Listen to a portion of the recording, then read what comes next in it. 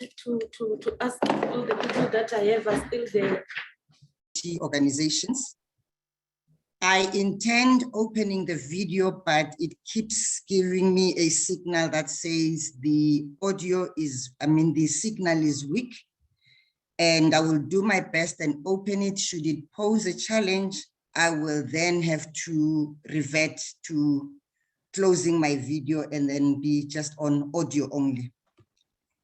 I can play the video from our side. So when you are ready, okay. You let me know. I am ready. Coming right up.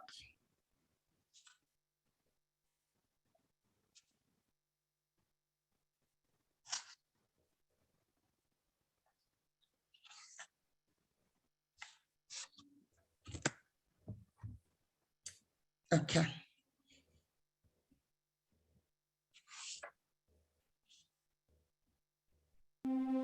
There is a dark and heavy shadow across our land.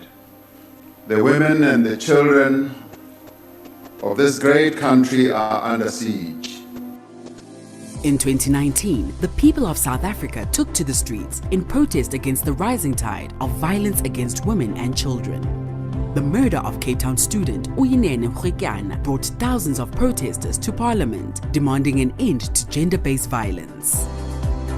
In response, President Cyril Ramaphosa convened a special joint sitting of Parliament to announce an emergency response plan that would strengthen government's response to crime against women and children. Over the course of 2019, government focused on driving the key elements of the emergency plan, with focus on support to survivors, prevention and raising awareness, and strengthening the criminal justice system to handle GBV cases. On the 30th of April 2020, President Ramaphosa received the National Strategic Plan to Combat Gender-Based Violence and Femicide, developed by a multi-stakeholder team set up after the 2018 Presidential Summit on Gender-Based Violence. With the focus on supporting survivors, government has made progress in implementing the NSP, despite the difficulties brought about by the COVID-19 pandemic. Support has been given to survivors of sexual violence through the delivery of evidence test kits to police stations around the country. The Gender-Based Violence Command Center has been capacitated to give greater support to survivors of violence. During the lockdown, in response to the pandemic, government provided support to vulnerable women and children. New sexual offences courts have been opened and more have been designated across the country. The national network of Thuthuzela care centers have been capacitated to accommodate and support more women and children fleeing violence. 3 bills have been introduced in Parliament that address domestic violence, the sentencing of offenders, and the conditions under which they can be granted bail. At this year's State of the Nation address, President Ramaphosa outlined measures to economically empower women, a key pillar of the NSP. In the State of the Nation address last year, I said that we would prioritize the economic empowerment of women. Last year, Cabinet approved a policy that 40% of public procurement should go to women-owned businesses and entities. Training programs are currently underway across the country to prepare women to participate in the procurement policy. Last week, we also launched a groundbreaking private sector-led GBVF response fund. Several South African companies and global philanthropies made pledges to the value of 128 million rand. Over the next 3 years, government will allocate approximately 12 billion rand to implement the various components of the National Strategic Plan. As we mark the anniversary of the NSP, there is still much work to be done to eradicate gender-based violence. This demands that we confront and speak out against gender-based violence in our homes and in our communities. This includes violence against the LGBTIQ+ community. Working together, we can indeed heal our nation and unite our people.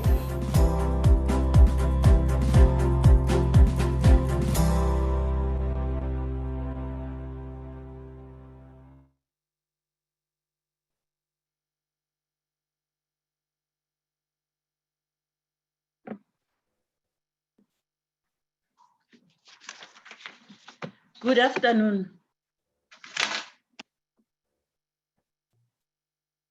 colleagues. As we all know that the minister, Shoki, can you hear me? Shoki? Yes, we can, DG. Okay, thank you. As we all know that we have two pandemics in South Africa, COVID and gender-based violence. The minister is not with us here today, even though she had wished that she could join us from wherever she is. However, due to the challenges with connectivity, she couldn't join us in the event in the morning because we had two events. We had one on the green economy, she couldn't join, and this one. However, she takes the issues of gender-based violence very serious. That is why she is not here. She is in the Eastern Cape to meet with the family of one of the victims of gender-based violence. We have seen in the media, we've seen the gruesome killing of one of the young ladies from the university. So that's where she is, and she apologizes profusely for not being able to join us. She was looking forward to this webinar for a long time. It changed dates because she wanted to participate. She apologizes for this. It is not because she doesn't take you serious, but it's because of the challenge that all of us are sitting here today because of. We are meeting here because of the challenge of gender-based violence. Hence, she is not here with us. I am going to read, because I'm representing her, I'm going to read her speech as is.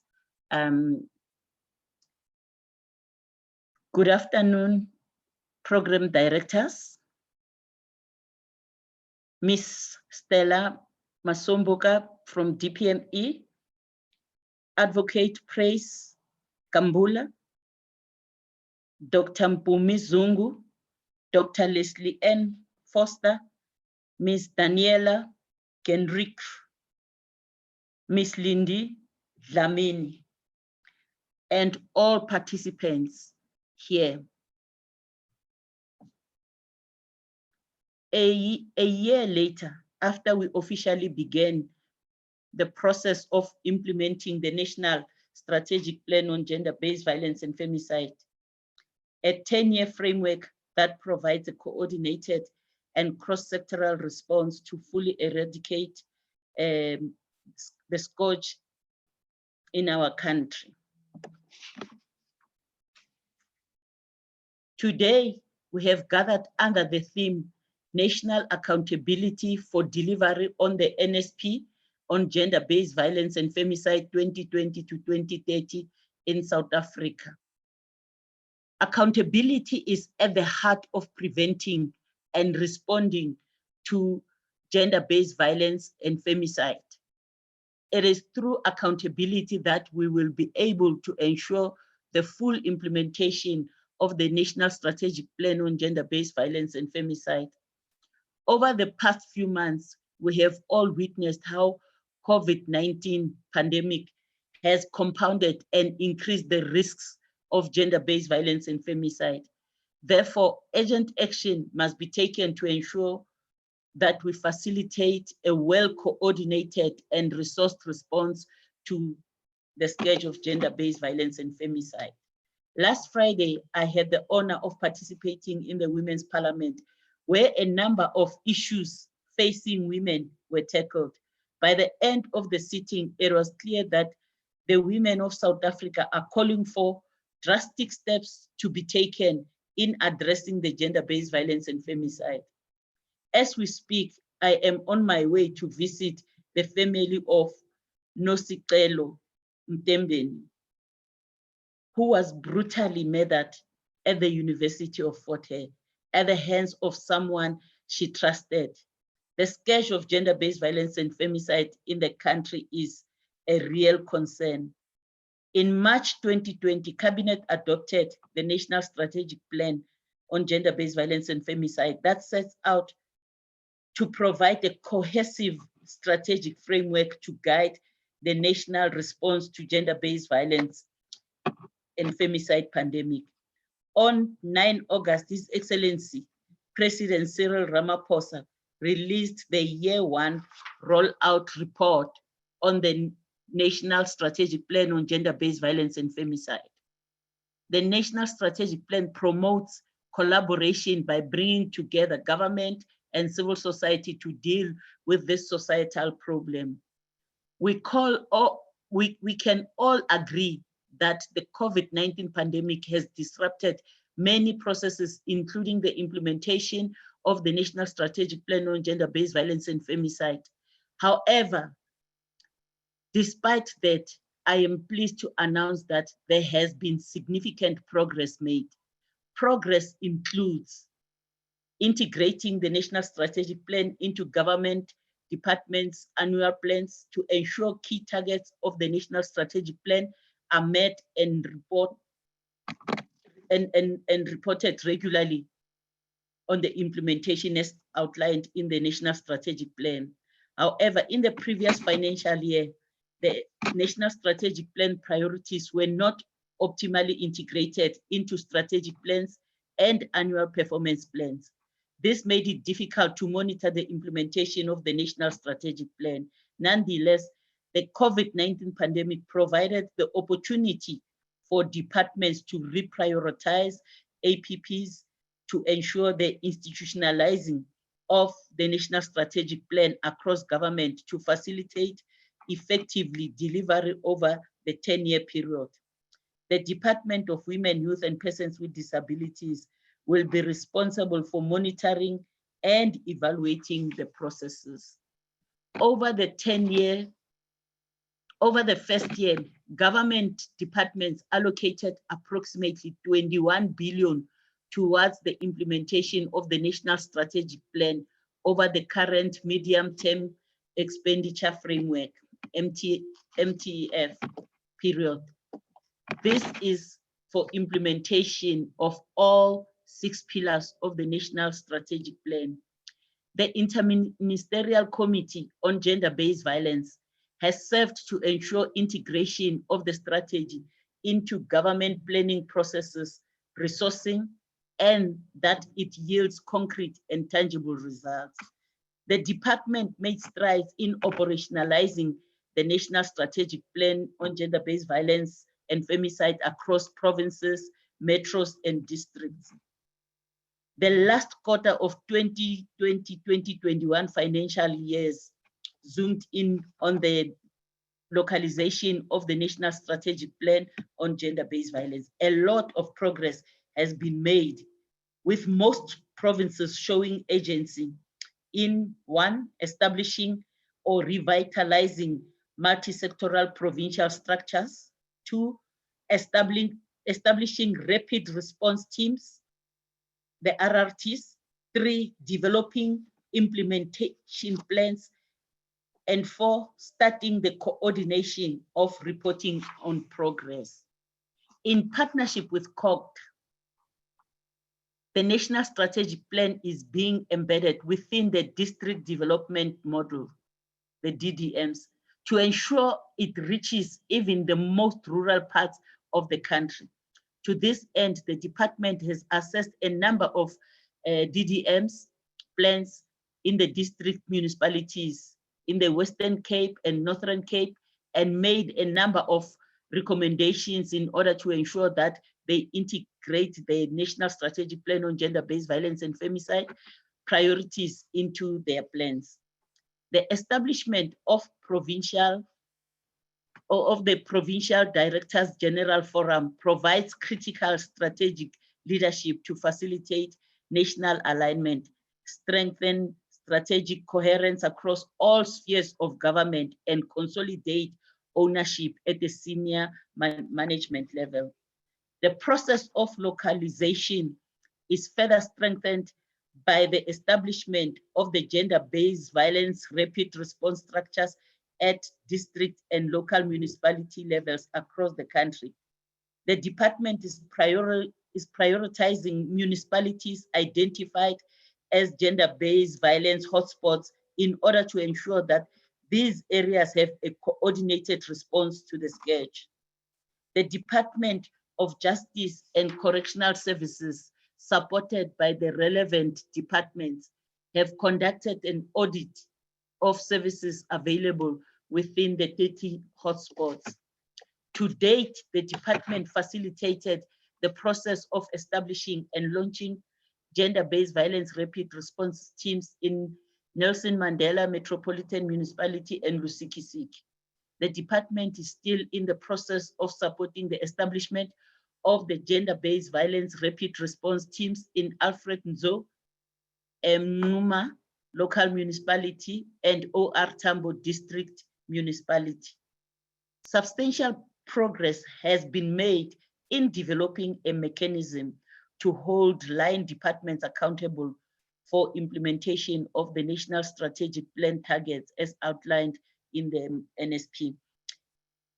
We have seen increases in the commitment to both implement and report on progress on a monthly basis. For July 2021, 22 national departments submitted monthly reports, up to 20 in June and 15 in May. Last year, we averaged 10 departments. Just to let you know, even SARS is now submitting the reports. SARS is one of those departments or institutions that you would think they wouldn't consider themselves bound by the NSP. However, they are now submitting the reports. I think this is it's a great improvement, and the team that has been working on this process must pat themselves on their shoulders. Interventions to expedite the establishment of the National Council on Gender-Based Violence and Femicide, in keeping with the timeframes stipulated in the NSP. In the absence of the Council, the establishment of a voluntary multi-sectoral implementation collaborative has ensured the participation of all stakeholders, in particular civil society. Political leadership has served to mobilize a much wider societal base against gender-based violence and femicide. This includes private sector and the faith community. In order to ensure that there are no delays in the implementation of the National Strategic Plan on Gender-Based Violence and Femicide, a technical team made up of the deputy directors on monitoring and evaluation, deputy director on stakeholder coordination, and administration officers was appointed to strengthen the capacity of the department to monitor the implementation of the National Strategic Plan on Gender-Based Violence. The process of establishing the council was halted until the bill that regulates the mandate and operations of the council is put in place. The draft legislation is currently undergoing the cluster processes. It has been approved. It's now going to the cabinet committee. From the cabinet committee, it's going to the cabinet committee on the 7th of May. 7th of September, and then it will go to cabinet on the 15th of September for approval, for consultation with the public. From there, it will be published in the Gazette. So all our partners, they need to be on the lookout so that they can be able to contribute to a legislation that would be effective. As part of our commitment to being accountable to the people of our country, and women specifically, we are engaging in the process to review the progress over the first year of implementation. This gives us all an opportunity to identify progress made and identify areas that need more attention. As we are into year 2 of the National Strategic Plan, the focus is on continued solid commitment and leadership to drive our national agenda towards eradicating gender-based violence and femicide through National Strategic Plan implementation. At the center of our focus is localization, multi-sectoral progress reporting, and results-based monitoring. As outlined previously, these are already in motion.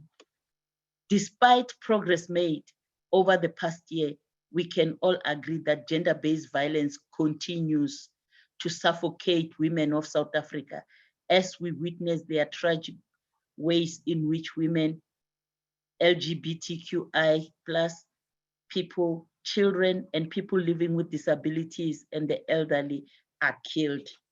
Although we have some of the best laws and policies to advance women's rights and gender equality, women continue to be disproportionately affected by poverty, unemployment, hunger, and inequalities. Therefore, a cross-sectoral and coordinated response to gender-based violence is needed now more than ever. I believe through our collective efforts, we will be able to ensure that the National Strategic Plan on Gender-Based Violence and Femicide is fully implemented and that the full human rights of women are realized. I thank you all.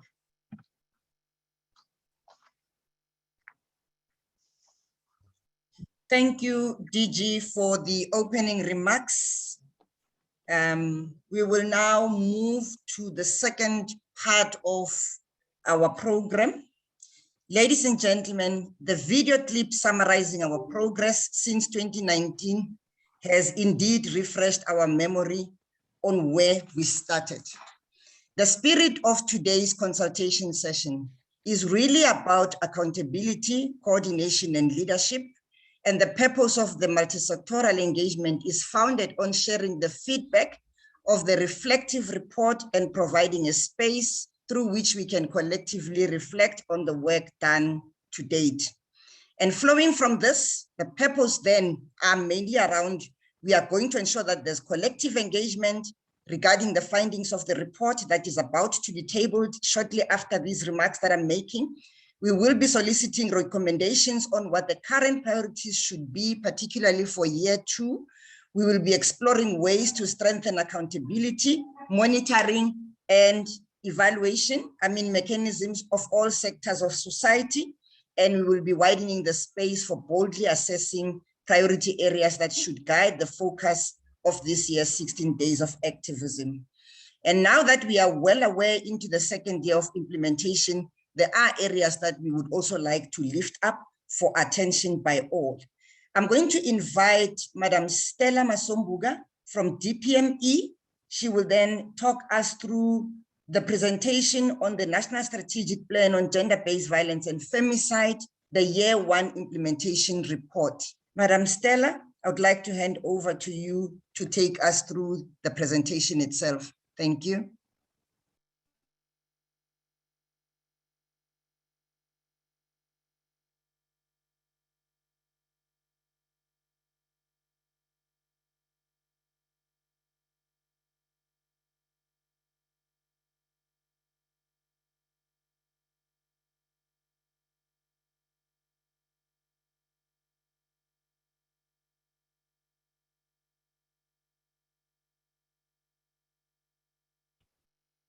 Thank you, Chair.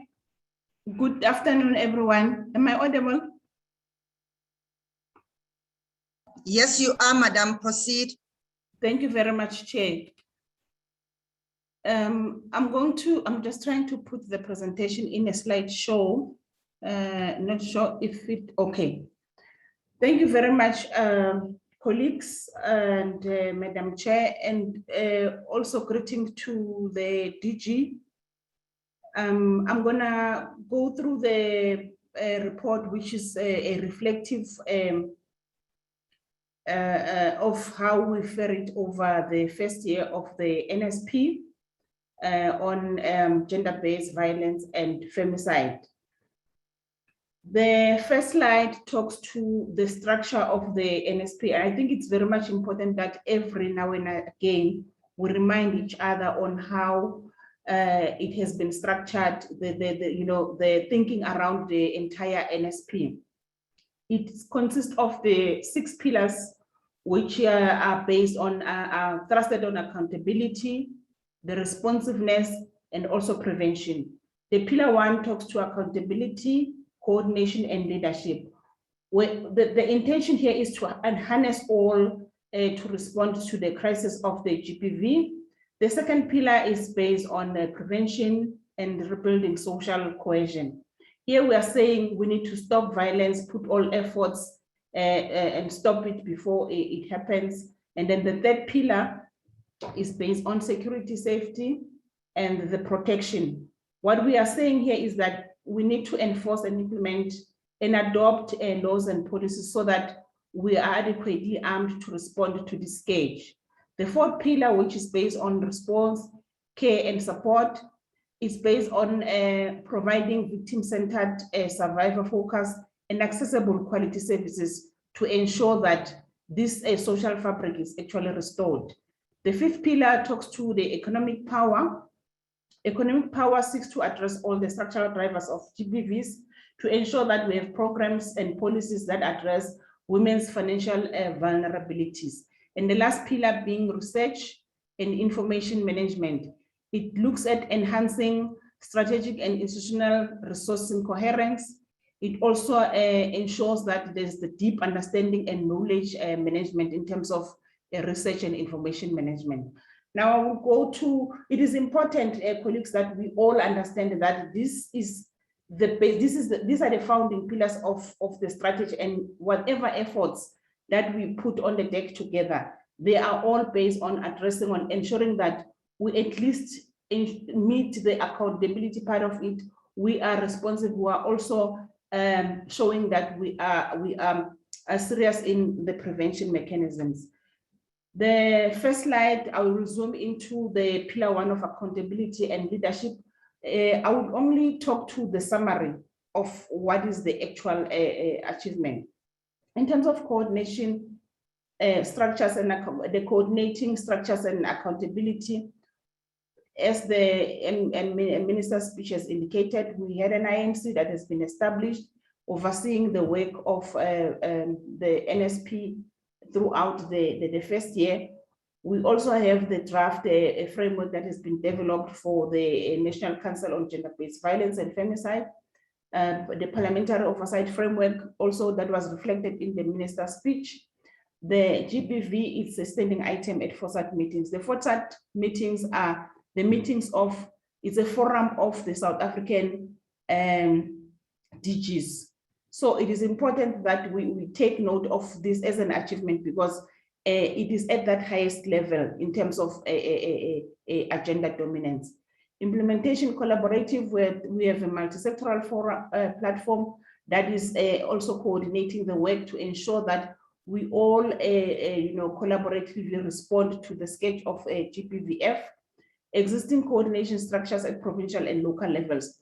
They are already doing the work, but we've somehow find a way of seaming the threads together so that we all respond adequately into the sketch. In terms of the decentralization of services, the Department of Women is driving the institutionalization process and is ensuring that all government and civil society buy into the approach of the GBVF. We are also ensuring that the NSP, through the provincial and local engagement, is embedded into the entire provincial and local space to ensure that it finds that position, that strategic position, as it is with the FOSAT above. COPTA, as a custodian of the district development model, is also working together with the Department of Women in ensuring that all the civil society structures actually get an understanding and also get a buy-in, but most importantly, work together in ensuring that we're making the NSP to be a success. In terms of the institutionalization, all departments, in terms of the implementation plan, we do have the draft M&E plan that is in place. We're still working on perfecting it. We've got 15 national departments that have submitted their detailed M&E plans, and colleagues need to understand that this progress is based on the 1 year, which ended up to April 2021. There is some level of integration into APPs, the annual performance plans of departments, like I indicated with the DGs Forum. Also here, there is some level of buy-in into the provincial DGs Forum. Additional capacity is being brought on board to strengthen the institutionalization capacity across government. We have 5 provincial implementation plans that have been finalized and 5 functional GBV coordination teams that are in place. In terms of resourcing, again, we've seen this reflection in the commitment from the President's speech. We've noted this also in the Minister's inputs. The GBVF Response Fund has been established with 128 million pledged there. In terms of the MTF allocation over the 3-year period, there's a total of 21 billion committed there. Now, the reflections in terms of Pillar 1, what we have learned. We've noted that a high level of leadership has served to mobilize a much wider societal base. It is important that leadership at a highest level shows commitment, is seen on the ground, and it's also seen committing in terms of resources. This includes the private sector and the faith sector. There we've also seen a greater buy-in of taking multi-sectoral approach to GBVF. Grounding the NSP at the local and provincial level, it's very much critical for its successful implementation. We know that things are happening at the local level, and therefore it is important that this NSP is grounded at that level for its successful implementation. And what we need to change here, we are proposing that the lack of ownership and leadership by senior officials is a cause for concern, and this is something that we need to change. Inadequate mechanism to strengthen multi-sectoral reporting. It is also a challenge that we need to look into going forward into year 2. The lack of technical capacity to implement either the strategy itself or any other programs that seeks to address the gender-based violence. Resourcing at different levels needs to be strengthened. We also indicate that communication is key. We need to have enough communication channels to ensure that progress is shared and also build wide societal ownership for the delivery and accountability. Now we're moving towards Pillar 2. Pillar 2 talks to prevention and rebuilding social cohesion. The few achievements that we are indicating here in terms of prevention capacity, the process is underway for the development of the national prevention strategy. We know that this is one of the outputs within Pillar 2 of the strategy. The National School of Government has developed a rollout of a 5-day online course covering the gender mainstreaming. This is mainly drawn from the gender responsive planning, budgeting, monitoring, evaluation, and auditing framework that is for the public sector. This is meant to ensure that within the public sector, there is adequate capacity, there's understanding, there's also advocacy in terms of mainstreaming these issues. Capacity building on the GBVF have been held with SALGA, COGTA, and all 9 provinces. As I've indicated again on the first pillar, COGTA is really coming on board in terms of the localization of the NSP. Communications, we have the National Communication Strategy that is aligned to the NSP, which has been finalized. There are a number of sustained anti-GBV media campaigns implemented, and I'm sure we've seen some of them in terms of the community dialogues, the social media posts, Twitters, and public education, including the talk shows. Other interventions includes faith-based communities, the taxi drivers, men, schools, tertiary institutions, which have been piloted and can further be harnessed as a part of a wider national prevention strategy. We've also seen the closure of illegal liquor outlets amounting to about 7,000 to address the impact of alcohol on the GBV. Reflections again in terms of Pillar 2, which talks to prevention and rebuilding the social cohesion. We are indicating that there is a need to harness the efforts of different role players in the same collective direction. It is also important of harnessing the influencers of social norms, the faith leaders, the traditional leaders. Everybody needs to take this work forward. The National Prevention Strategy, it's needed to guide the coherent process of moving the needle within the MNE framework and also measuring the attitudes and behavior.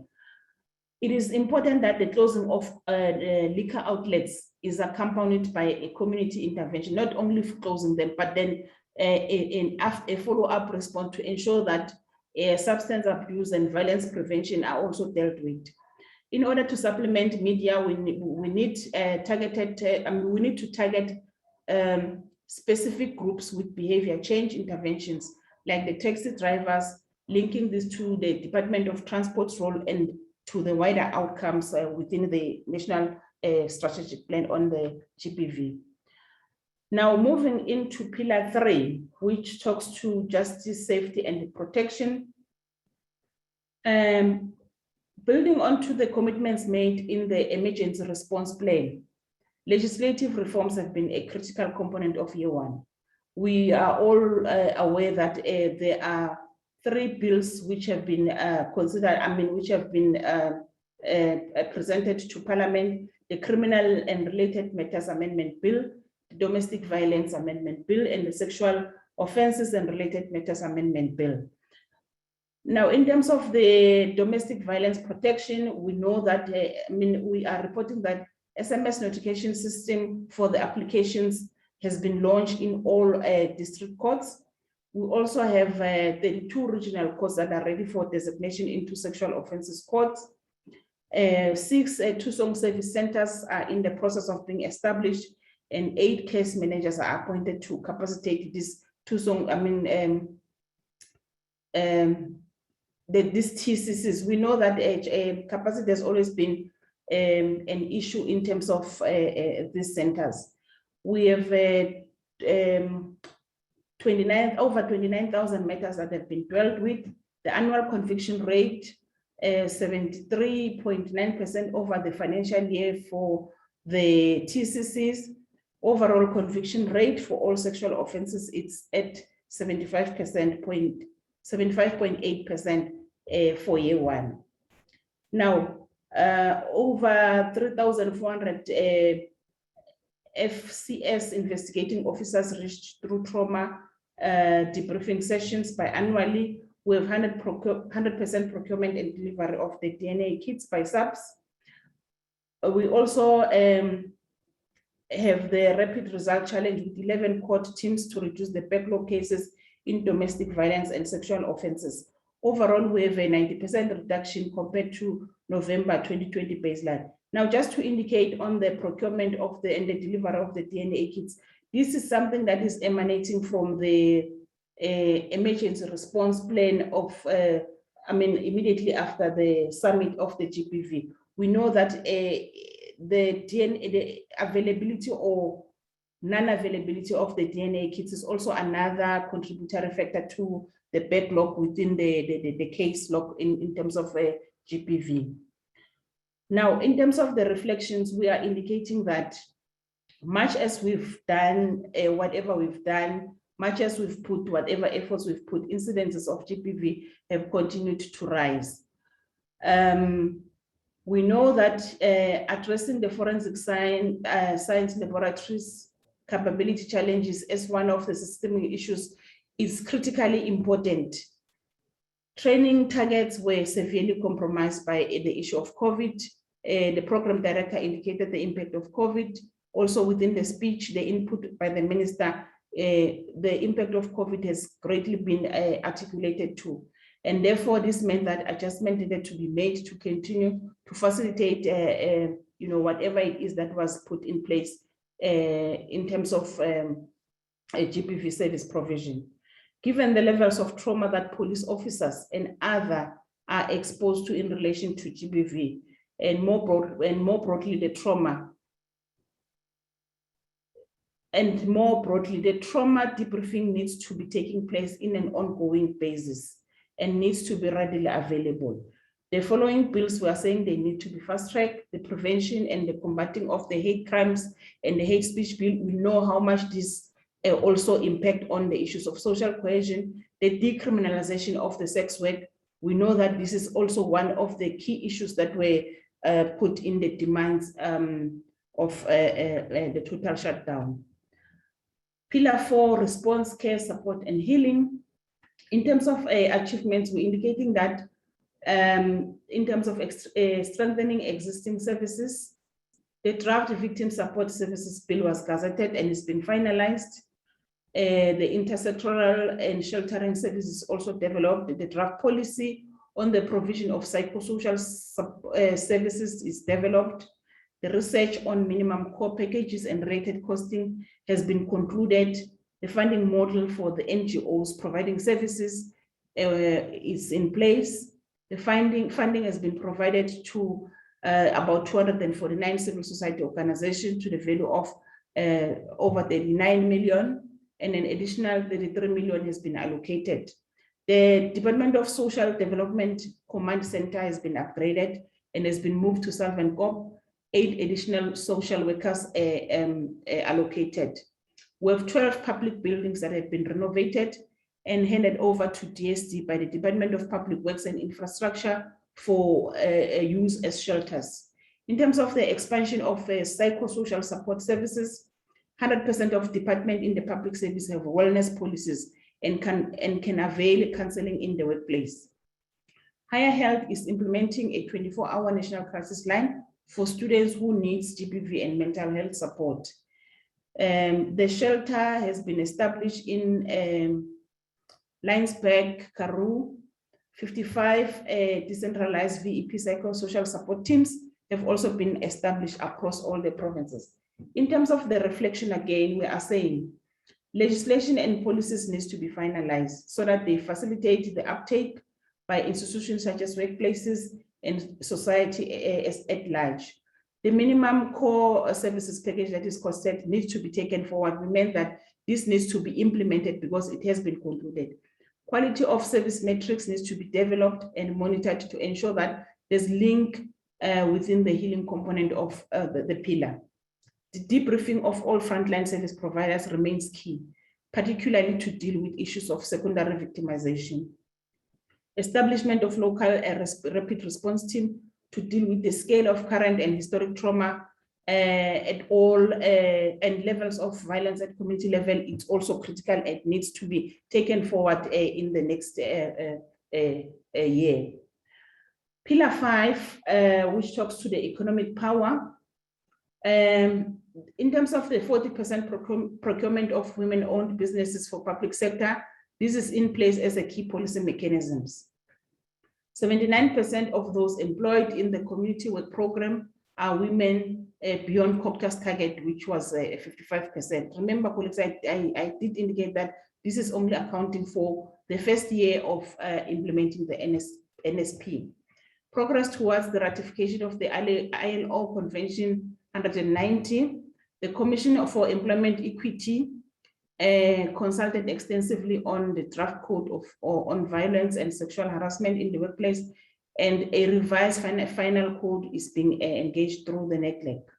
Pledges were made at the national dialogue by all NETLEC sectors in December 2020 towards addressing violence and harassment in the workplace. The gender responsive tracking of COVID relief measures is also in place. Special housing need policy and program is in the process of being developed, and the maintenance system for tracking and responding to the defaulters is also being strengthened.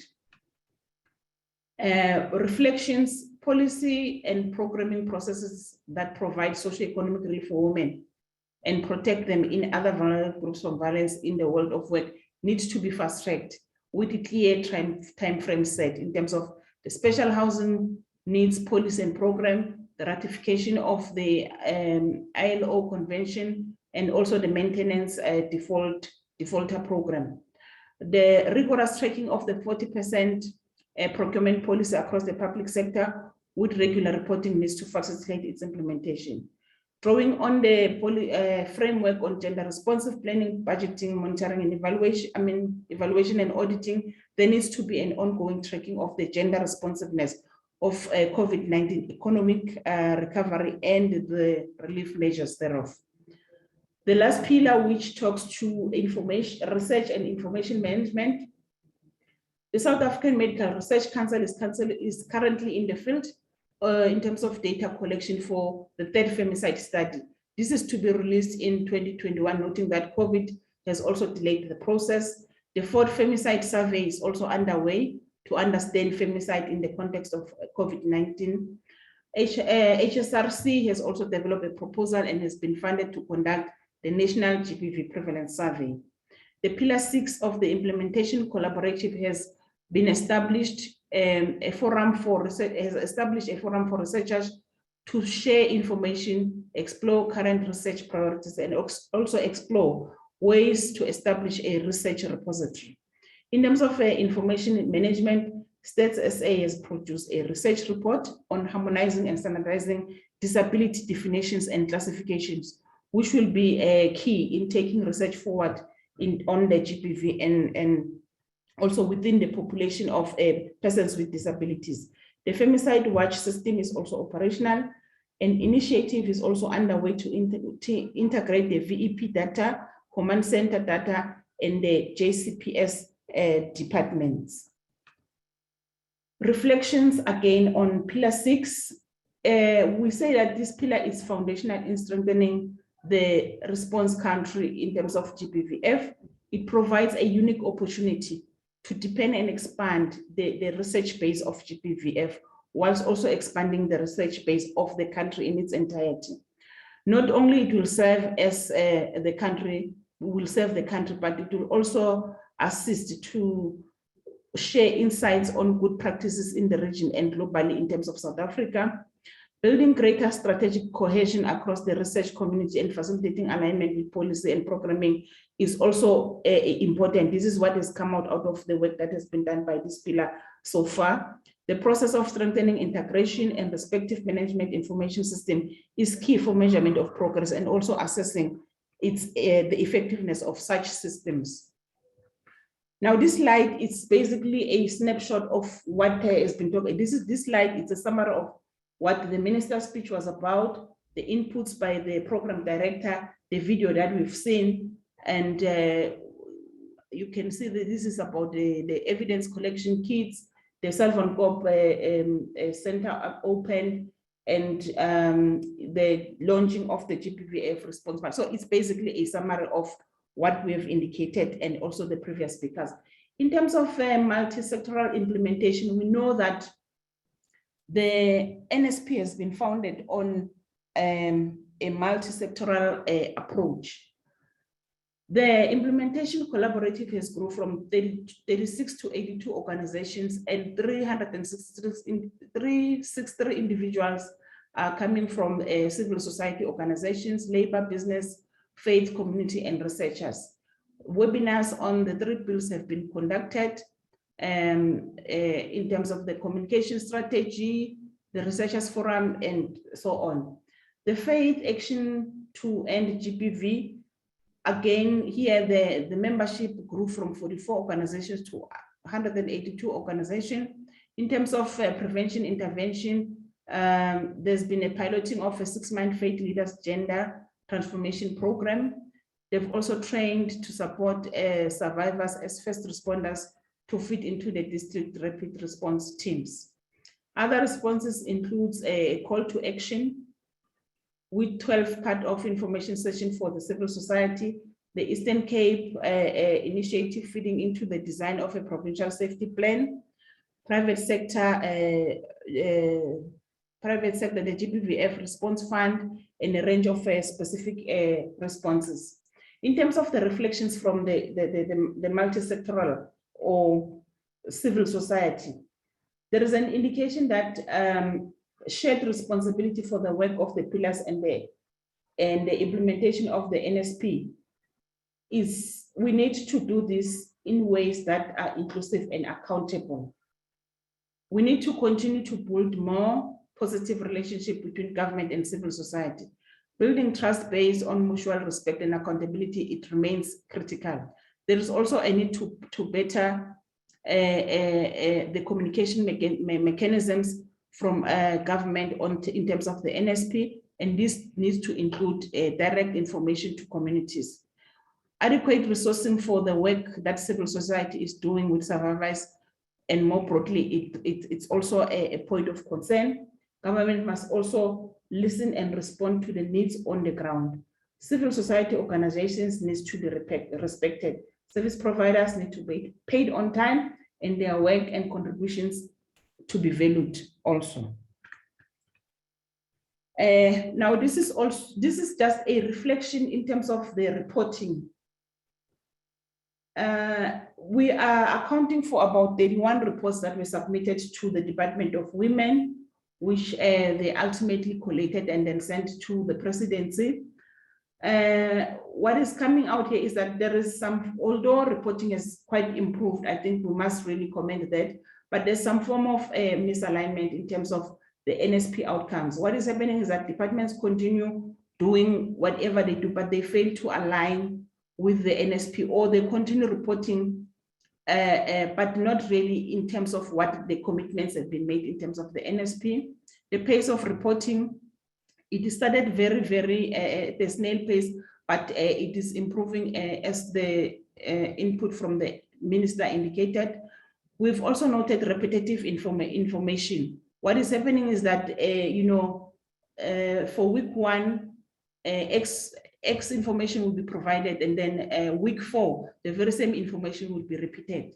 And that is a mischievous that we need to avoid. Interventions not at the scale to create impact. We know that we are working towards reducing the scourge of violence, and that is at an impact level. But we need, as we do our reports, we need to work towards the outcome that will lead to that ultimate impact of having so much reduced levels of either cases or incidences that happen in our community. Interventions from civil society organization and other stakeholders, which include provinces, are not really finding its way into all reports. And this is something that we need to strengthen. We know that there's work that is happening by different provinces, but we need to find a seamless way of bringing it through so that we have a complete, comprehensive picture of the country in terms of its response to this scourge. This slide talks to the overall reflections, but the reflections are what has been indicated in the slides. In the interest of time, through you, Chairperson, I want to focus on the recommendations, if Chairperson agrees. We need to continue to profile the issue of GBV, preventing it and adequately responding to it through various platforms. This can never be overemphasized. We know that the NSP is founded on the multi-sector. So we need to use whatever platforms that are at our disposal to ensure that we respond adequately.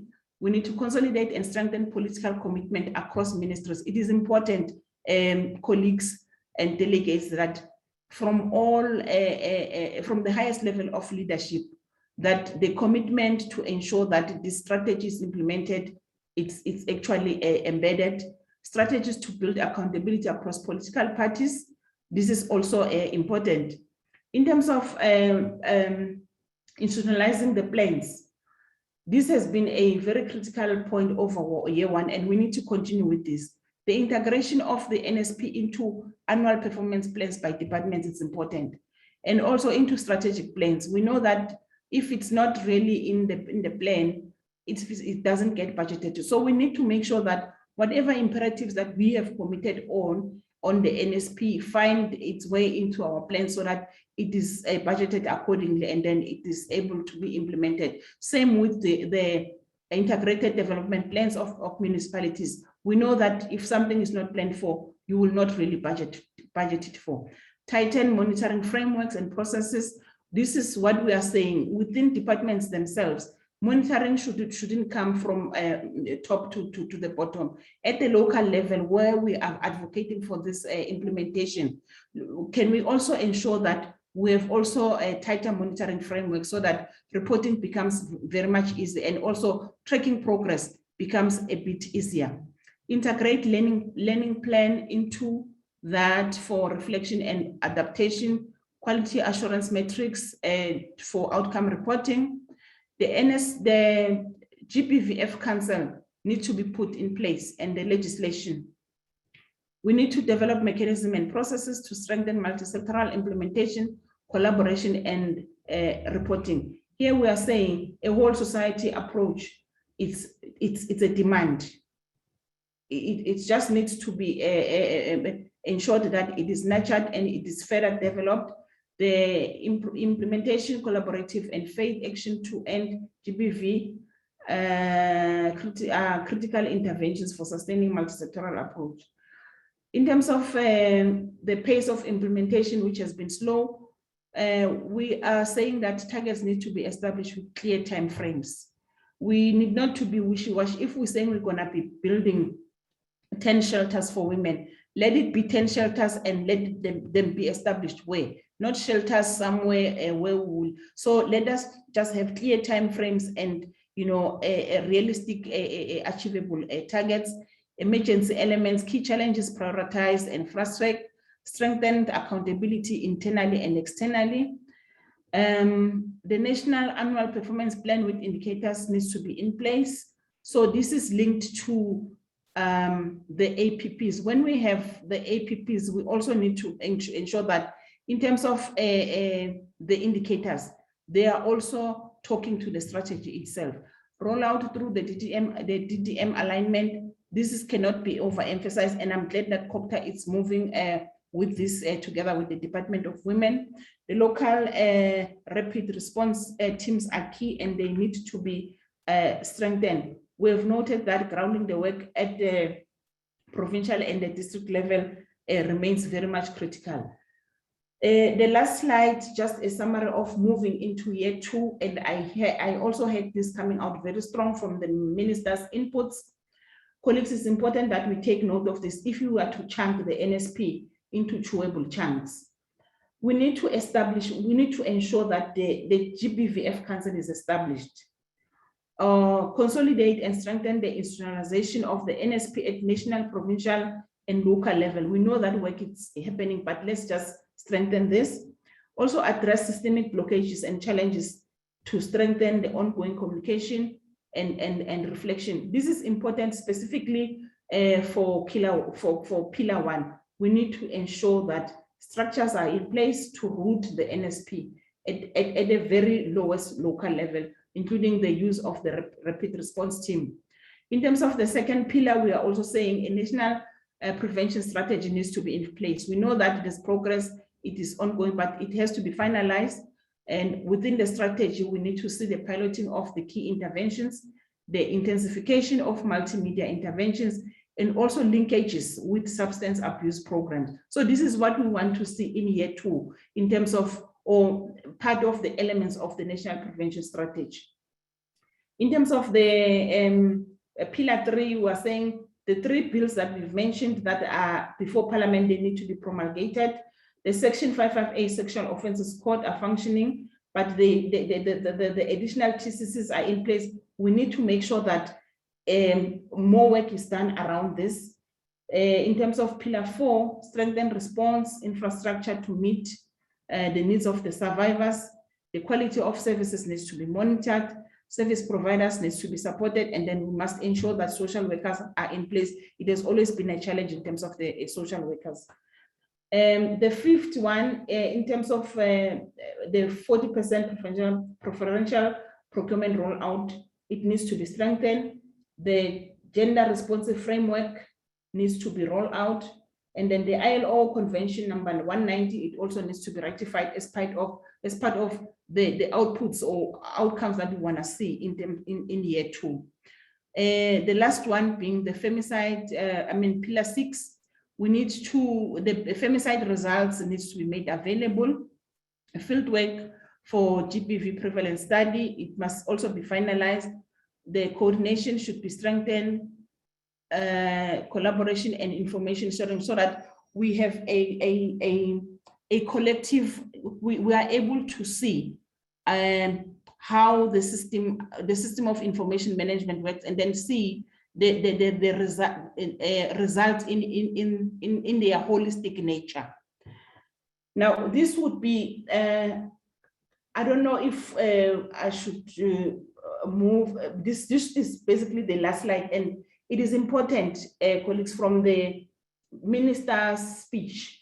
This is where we need to focus on. If we need to be pulling our resources together, drawing our strengths together, I think we need to be guided by this slide. And this slide should be telling us next year, same time, if we meet again to assess progress, we should be able to say all of these things that are in here have been achieved. Then we would be seeing ourselves moving towards a you know, a tunnel that has got a bit of a light. Thank you very much, colleagues. Okay, thank you very much, Madam Stella, for taking us through the one-year report. I've also posted in the chat group the sites where you can access the report. I'm therefore handing over to my colleague, Madam Pelisa, to facilitate the next session. Thank you for allowing me to deal with part one of the program. I hand over to you, Madam. Thank you so much, Shoki, and thank you so much, Ms. Kambula, for your kind of like fairly detailed presentation. But I think the key questions for the next session is that I think I'm already picking up the few questions that I imagined from the chart. I think it's around, and perhaps even before I talk about the key question, I think there are several issues that you are raising and how you structure your report, which is very useful. You're reflecting on what has been executed. You're reflecting on, you know, what weaknesses within the system. You're also reflecting on what needs to be changed, which kind of like really facilitate the conversation for us this afternoon in terms of how exactly do we need, where are the interventions, but also it opens up a room for civil society organizations to be able to make a contribution. Sorry, just to say that I didn't introduce myself. My name is Peli Sankomo. I'm the development economist and social justice activist, and I participate in several social justice initiatives in South Africa and globally. So I'll be facilitating this session. So there are a few things that I just want to pick up that I imagine from the report before I introduce the next panelist, who will be really taking up several questions as well, you know, that are linked to the report. I think it's around the institutionalization, and I think it's coming out quite strongly that, you know, you spent the year as public sector institutionalizing the NSP and integrating it in the NSP, but also you're highlighting the issue of misalignment in the planning process. But, you know, I think that's one chunk of think that we need to really start deconstructing and think about what are the implications of that misalignment and what areas where we've seen that misalignment. I think that's one issue. I think the other issue raising is the issue around resource allocation. Now, the resource allocation is such an important component of NSP because fundamentally it speaks not only about political commitment of governments to ensure that it eradicates gender-based violence, but also it speaks also about the type of collaborative approach, multi-sectoral, but also the support for civil society organization, and also, you know, profound and making sure that we deal with the gender-based violence in the short to long term. The other issue actually identified is the lack of technical capacity to actually implement the NSP. And I think we need to, again, you know, get into the nuances of that, of what does it mean and what are the implications. I think the value of having a civil society organization in the room is to be able to contribute in that process of what does the technical capacity mean and what kind of collaborative approaches we need to adopt to make it sure that we deal with that.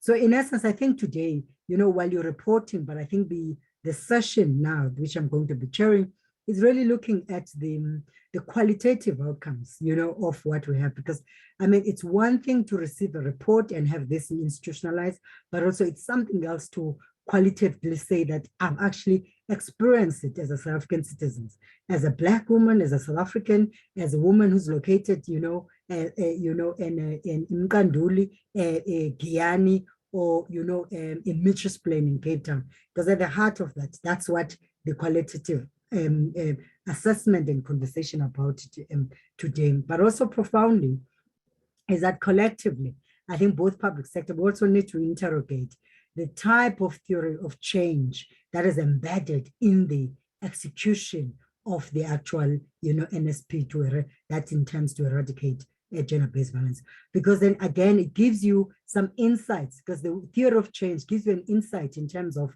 firstly, it's from the planning perspective, from the execution, but also in terms of the institutional organization that is meant to deliver on the gender-based violence. So I think I just want to plant those various seeds as we get into the conversation. So we have several speakers that are lined up, and that will be answering several questions.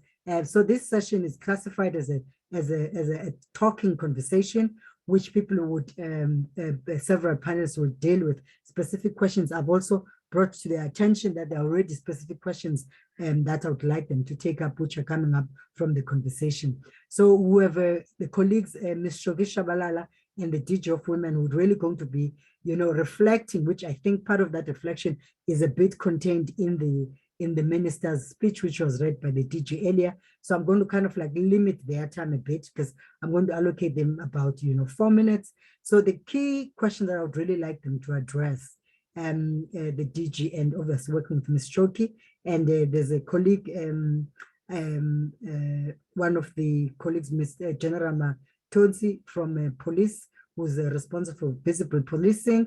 We have advocates, President Kambula, who will also be taking on questions. Dr. Mbumi Zungi from civil society, she's also a researcher. Dr. Leslie Ann Foster, she's from civil society, and she'll be reflecting on experiences. We have Ms. Danielle Henrich as well, who would also be, and I have several questions lined up for her. And then the last person is Ms. Lindy Dlamini from Gender-Based Violence Response Fund. So from the perspective of a Department of Women, DG, I don't know how you're going to be sharing the minutes between yourself and Ms. Shogi, and because I'm just going to limit you to 4 minutes because we've had an opportunity already to reflect on the implementation. I think some of your work is already actually reflected on within the actual report.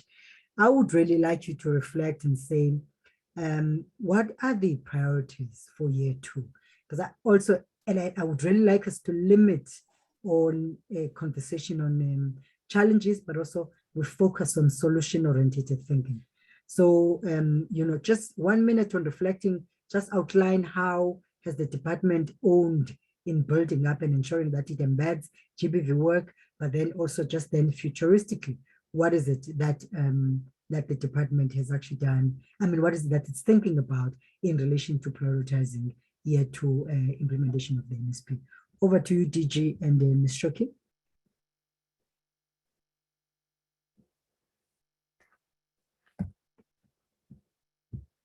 DG and Shoki, are you there? Normally, I wanted to check whether DG is going first, but let me take the first bite. Okay. In terms of priorities for year 2, the critical one for us, it's about establishing the council and ensuring that there are structures in place to ensure that the NSP is actually firmly rooted, both at the provincial level and at the local level, particularly within the district development model.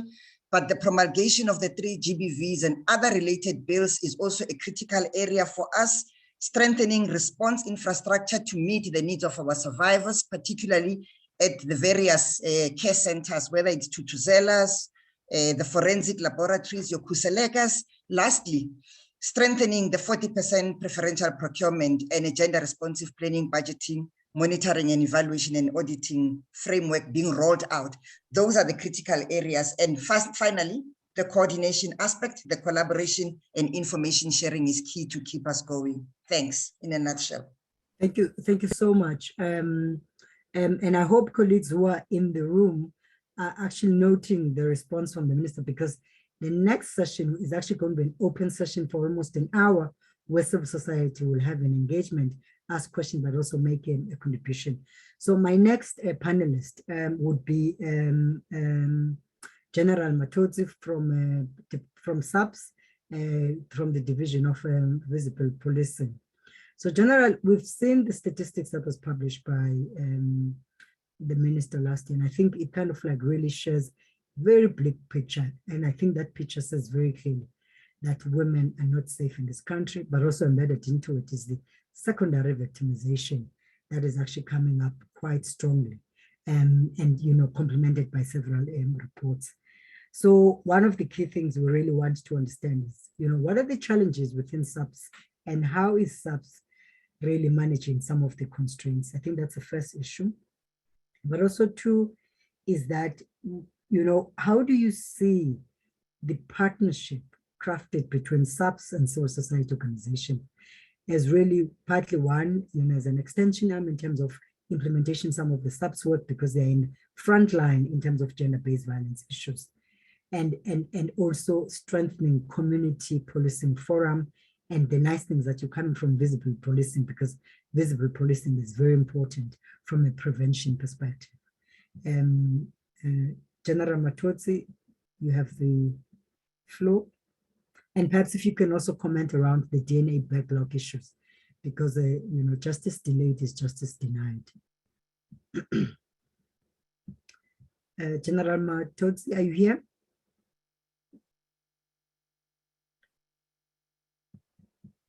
Good afternoon.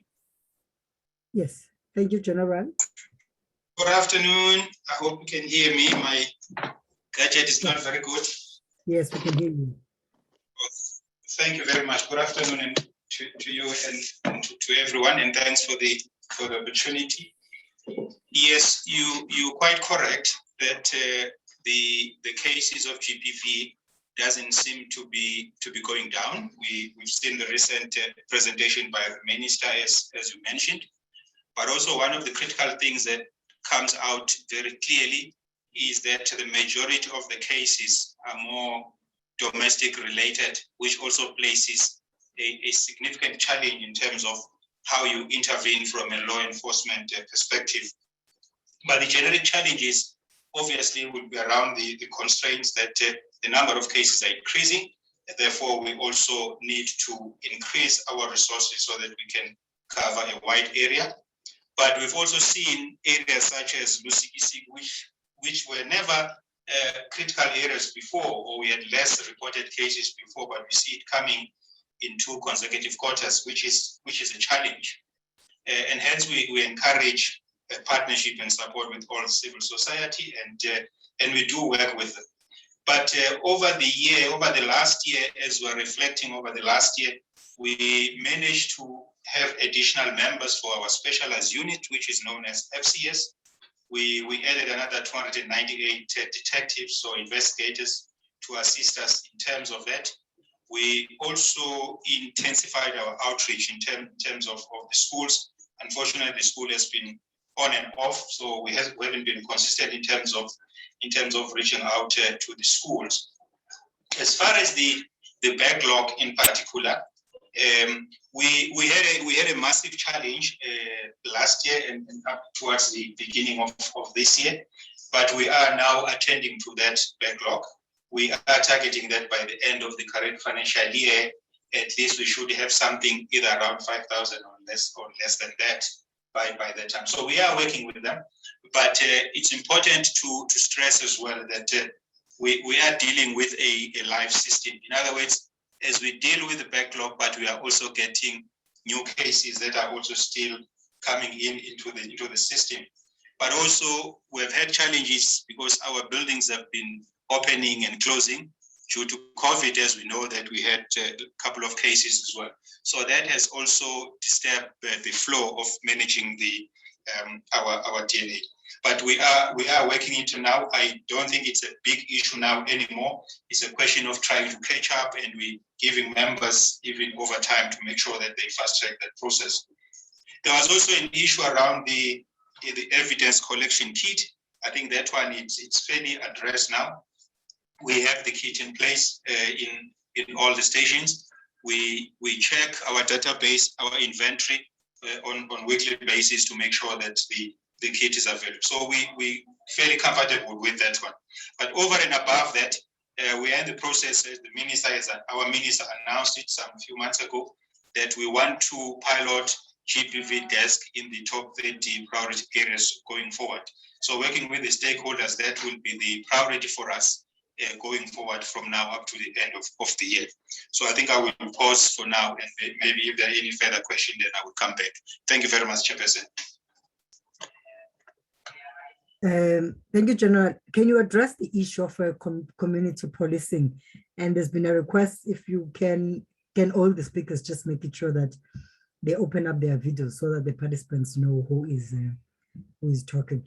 The issue of the DNA and community policing, and then I'll advocate praise if you can get ready after General.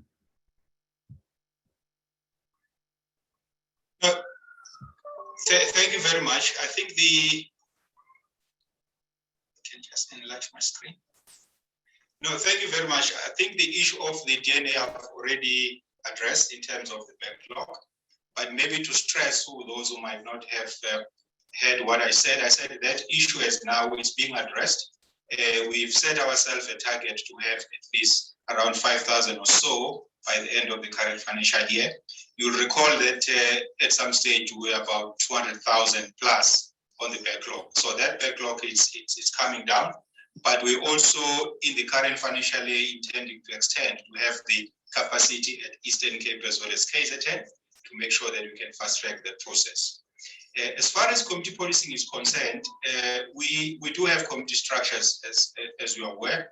And one of the things that we've done, we've agreed with them that they need to lead the campaigns at a local level in terms of educating the community and making sure that they are encouraging more members of the community to report the crime. So that is in place and has been in place for some time. But I did mention when I started that we are dealing with a matter that is mainly domestic related, as we could see from the state, that most of the cases happen between the people that know each other. So that is as far as our side is concerned on that matter. Thank you very much, Chairperson.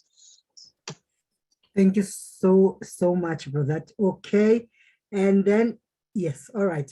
We have our next speaker, which has requested. I'm going to ask Ms. Lindy Dlamini to step in, who is the CEO of Gender-Based Violence Response Fund, to really reflect on what has been achieved since the establishment of the fund, but also when the fund was actually established, the approach was always going to be, and the thing was always going to be, a fund that is based on feminist thinking. And what makes this fund actually what have they done to make it sure that the fund is actually, embedded, in feminist ideology in terms of how they provide support and they pursue the multi-sectoral approach in the disbursement of funding and undertaking other advocacy work. Lindy, you have the floor. Thank you, Chairperson, and thank you, colleagues, for having me. So the fund is now 7 months old, and during that time, we really spent that time collecting. You will recall that on the 4th of February, 128 million was made available by way of pledges. And of course, pledges have to be collected so that they translate into cash in your bank account. So we've spent that time, number one, setting up the governance structures and processes of the fund, putting a board into place, and then recruiting the key personnel of the staff of the fund, of whom I am one. Our CFO is Veliswa Nochikila, and she started with the fund on the 1st of August. We now have a chief operating officer who now assists with the translation of our theories of change into implementable actions and grant management processes that live up to the impact that the fund is intended to have. So far, in addition to the 128 million that we started with, we have raised an additional 20 million during that time, and that refers to the cash pledges. In addition to that, we have a whole lot of support from corporates that really assist us with our auditing services, our legal services, and supporting governance structures and processes, as well as marketing. Coming to the important point that you raised, in addition to being involved in raising funds that can be deployed to amplify the work that is being done in the sector, we really see ourselves as operating at a critical intersection when we refer to the multi-sectoral approach. And we believe as the fund, although private sector led, we are uniquely positioned to bring together parties from public, from private, to form partnerships that can help to accelerate execution on NSP objectives that have to do with GBVF. As an example, you were just asking the General about the DNA backlog. Within the fund, one of the things that we've considered and looked at is how is it possible for us to bring services, partnerships, and so forth to the table. When I joined, there was a technical working committee that had been formed between the fund and the SAPS to really put their heads together in response to a request by civil society that said a burning platform for us is the DNA backlog, because justice denied justice delayed is justice denied. And as the fund, we started to look at what role can we play there, given that it is a very, very technical process, legal process, and legally regulated process, the process of DNA processing and so forth. We have set up within the fund a forensic science advisory committee, which is intended to working together with us on the technical working committee to find solutions that we can accelerate and where possible innovative partnerships that can drive the acceleration of this, the resolution of this DNA problem. So we see ourselves as bringing parties together under the auspices of the fund and using that convening position that we have to drive some of these partnerships. I think another one that we have started on, and here again, we are hoping to bring together a number of other initiatives that have been started, and that's the GBVF dashboard. We had a workshop on the 10th of August, hosted by VETS. We have two specialists who work at the university who were really facilitating the sessions. We had potential funders around the table, but we also had representatives from Pillar 6 who had come to collaborate and co-create with us. I think the one thing that I can underpin, if I can talk about lessons learned, is that just as when the NSP was drafted and concluded, we concluded that this is a societal problem. It is a South African problem. It affects all of us. It affects public, it affects private. Government can't be looked upon to solve it by themselves. Corporates have to play a role. And I'm really, really heartened by the response of corporates that I see in the work that we are trying to do as the fund. We have Business Unity South Africa that has really said they are going to play a role and their members are going to play a role as far as they can. Yes, you have issues around limitations in fundraising, but we will continue to find partnerships that can help us to enhance this work. So the GBVF partnership is one such example. And at the moment, I mean, we've looked at currently available statistics that come from SEPS. Some of them come from the Department of Statistics. Some of them are the Victims of Crime surveys. So there are a number of publicly available ones, but there are a host of other ones that other people are working on and want to come up with a representative picture that South Africans can use to track and hold us accountable in terms of our expected delivery and deliverables and contribution towards this. We also want to make sure that every last female who is affected, every woman who is affected by gender-based violence, we reach them. When we did our call for proposals, we went far and wide with that call. We went to community-based radio stations and so forth. I am fortunate to speak 7 out of the 11 official languages. And so I was able to speak at those community radio stations, attend interviews and so forth, so that language is not a barrier to submission. Lessons learned, there has to be a greater level of awareness of some barriers such as technology in submissions of calls for proposals, barriers such as language, and our first attempt to resolve that barrier was to issue the call in different languages via press releases. But it is also an on-site presence that we are aware of. I think Major General made reference again to the emerging hotspots that were not hotspots before, which means that there is a dearth of community-based organizations working in that space. How do we support capacity and capability building to ensure that those services are there and available? And the fund will focus on services that deliver economic emancipation, support, response, and healing to women. Thank you, Chair. All right, thank you so much, Lindy. I know that you've requested that you have an emergency, so if you are able to stay a little longer, so that at least you get to participate in the session with the civil society organization. Thank you so much for your time. Thank you, ma'am. Yes, Advocate Praise Kambule. Justice delayed is justice denied. And I think the issue of access to justice is such a critical issue. So in the earlier presentation, there was an issue around institutionalization of NSP within various departments or the annual planning.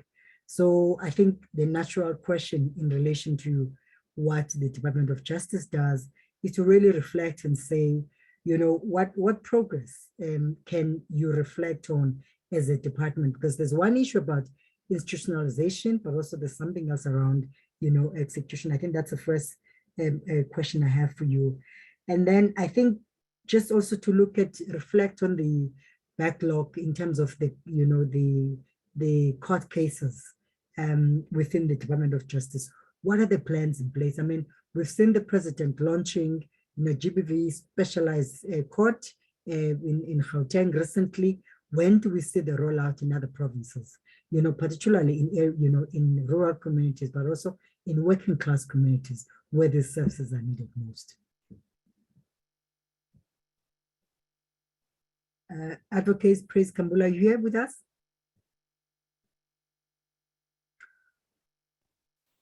All right, okay. Chairperson, I am. Oh, sorry, dear. Okay. Okay. I am. It's only just that I have been, I'm attending 2 meetings at the same time. But I have heard you talking about the backlog cases. I didn't get the first question. I'm sorry that I'm like moving from one meeting to another. Right. But the one on the backlog cases. There's a package. So I'm saying, justice delayed is justice denied. So I really want you to address your questions along the umbrella. So the issue is we've seen the president launching a GBV, courts in Gauteng. When do we see the rollout in other provinces, in areas that are much closer to working class communities, where in fact we see a lot of gender-based violence? I think also the other question was around the institutionalization of NSP with that, and I think that's coming out as a cross-cutting trend in the report. And I hope you've managed to read the report or heard the presentation earlier. So what can you reflect on the progress within the Department of Justice around institutionalization as well as execution of the NSP within the Department of Justice? So you have 6 minutes, Dr. Kam, because we really want to create more time for civil society engagement. Okay, thank you so much. Thanks, Chair. I think that the first thing that I would probably say, because as we have seen from the presentations that have, the presentation on Pillar 3 that has been done, is that we, in following what is in the Presidential Summit Declaration, that there's an article there that says that we need to align our domestic legislation and craft it in a way that will be promoting the victim-centric justice system, as well as eliminating the incidence of GBVF, of secondary traumatization from the service points. So, and also, if you look at Article 1 and Article 2 of the Presidential Summit Declaration, it also talks then to accountability, that every person living in South Africa, I'm paraphrasing, must take the responsibility to end GBVF. So what we have done with the 3 bills, are sort of enhancing the elements and the principles of accountability from individual level up to the institutional level.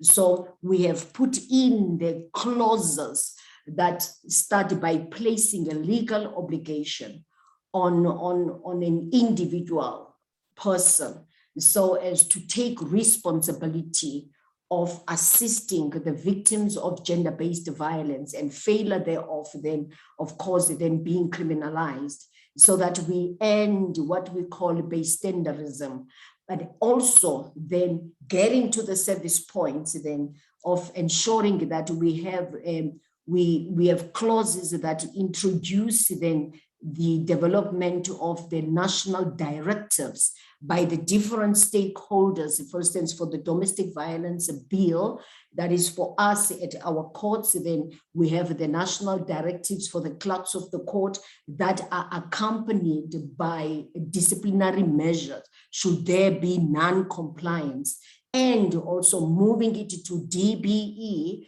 to DOH, to other stakeholders, and also the social development, that they should also be having those national directives that will incorporate then the principle of disciplinary measures being taken against those who will be not complying with the principles that are set out by the directives. So basically that is that. And the reason for that is because we want that there be accountability at the service points. And also we have a system then that excludes the elements of secondary traumatization. So basically that is what we have done with the 3 bills.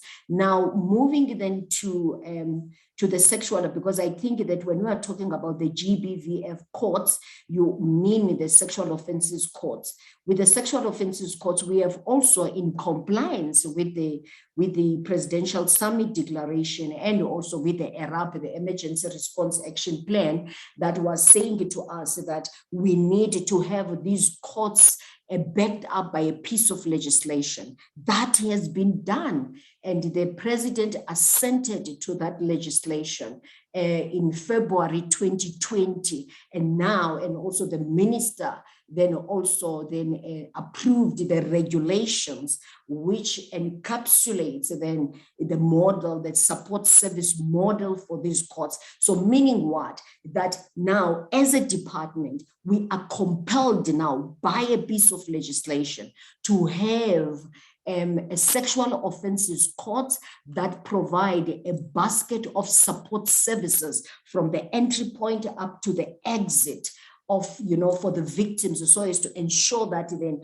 we have a system that is caring, a system then that provides responsive interventions to the emotional challenges that the victims have, so that we ensure that we have the court preparation program, the emotional containment service, and that is the pre and the post emotional containment service, and private testifying services, intermediary services, and so on for the victims. So we have actually done that. And now there are regulations, because previously with these courts, we had a model. We were just implementing a model, but now the piece of legislation compels us to have these courts and to ensure that there's a national footprint for these courts. So what we did then last year was to develop now the national guidelines that are implementing or actioning the regulations, and the regulations that the minister approved are for Section 55 capital A, which is now the legislation that says that we must establish these courts. And so now we put together then the national guidelines, working with the civil society and also the stakeholders that are feeding into our courts. We put them together, and also the selection criteria for these courts and so on, so that we have the national footprint of the sexual offences courts. Now, one thing more that I need to say is that because of the success of these courts in terms of the performance, because what they are looking into is we have to ensure that the victim, when the victim testifies, is emotionally ready to testify, and is testifying in an environment that responds to the emotional challenges that they usually have. So now we are in a process right now of rolling out this model now to domestic violence services as well, and also to harassment as well. And as you know, that in terms of the bill, we are also requested then that we ensure that we have the services that are remote. So we are developing right now the online solution, so that victims are able then to apply remotely for protection orders. So we are actually now, I think that we are moving in the next quarter now, we're going to be piloting the online solution. That is the online web portal where the victims will be able to apply for services, remotely and not need to come to our courts. Basically, that is what we are doing as a department. Thank you, Chair. All right, thank you so much. And I hope that, again, colleagues in the room are really noting your comments, because I think the deliverable from Department of Justice is actually very crucial.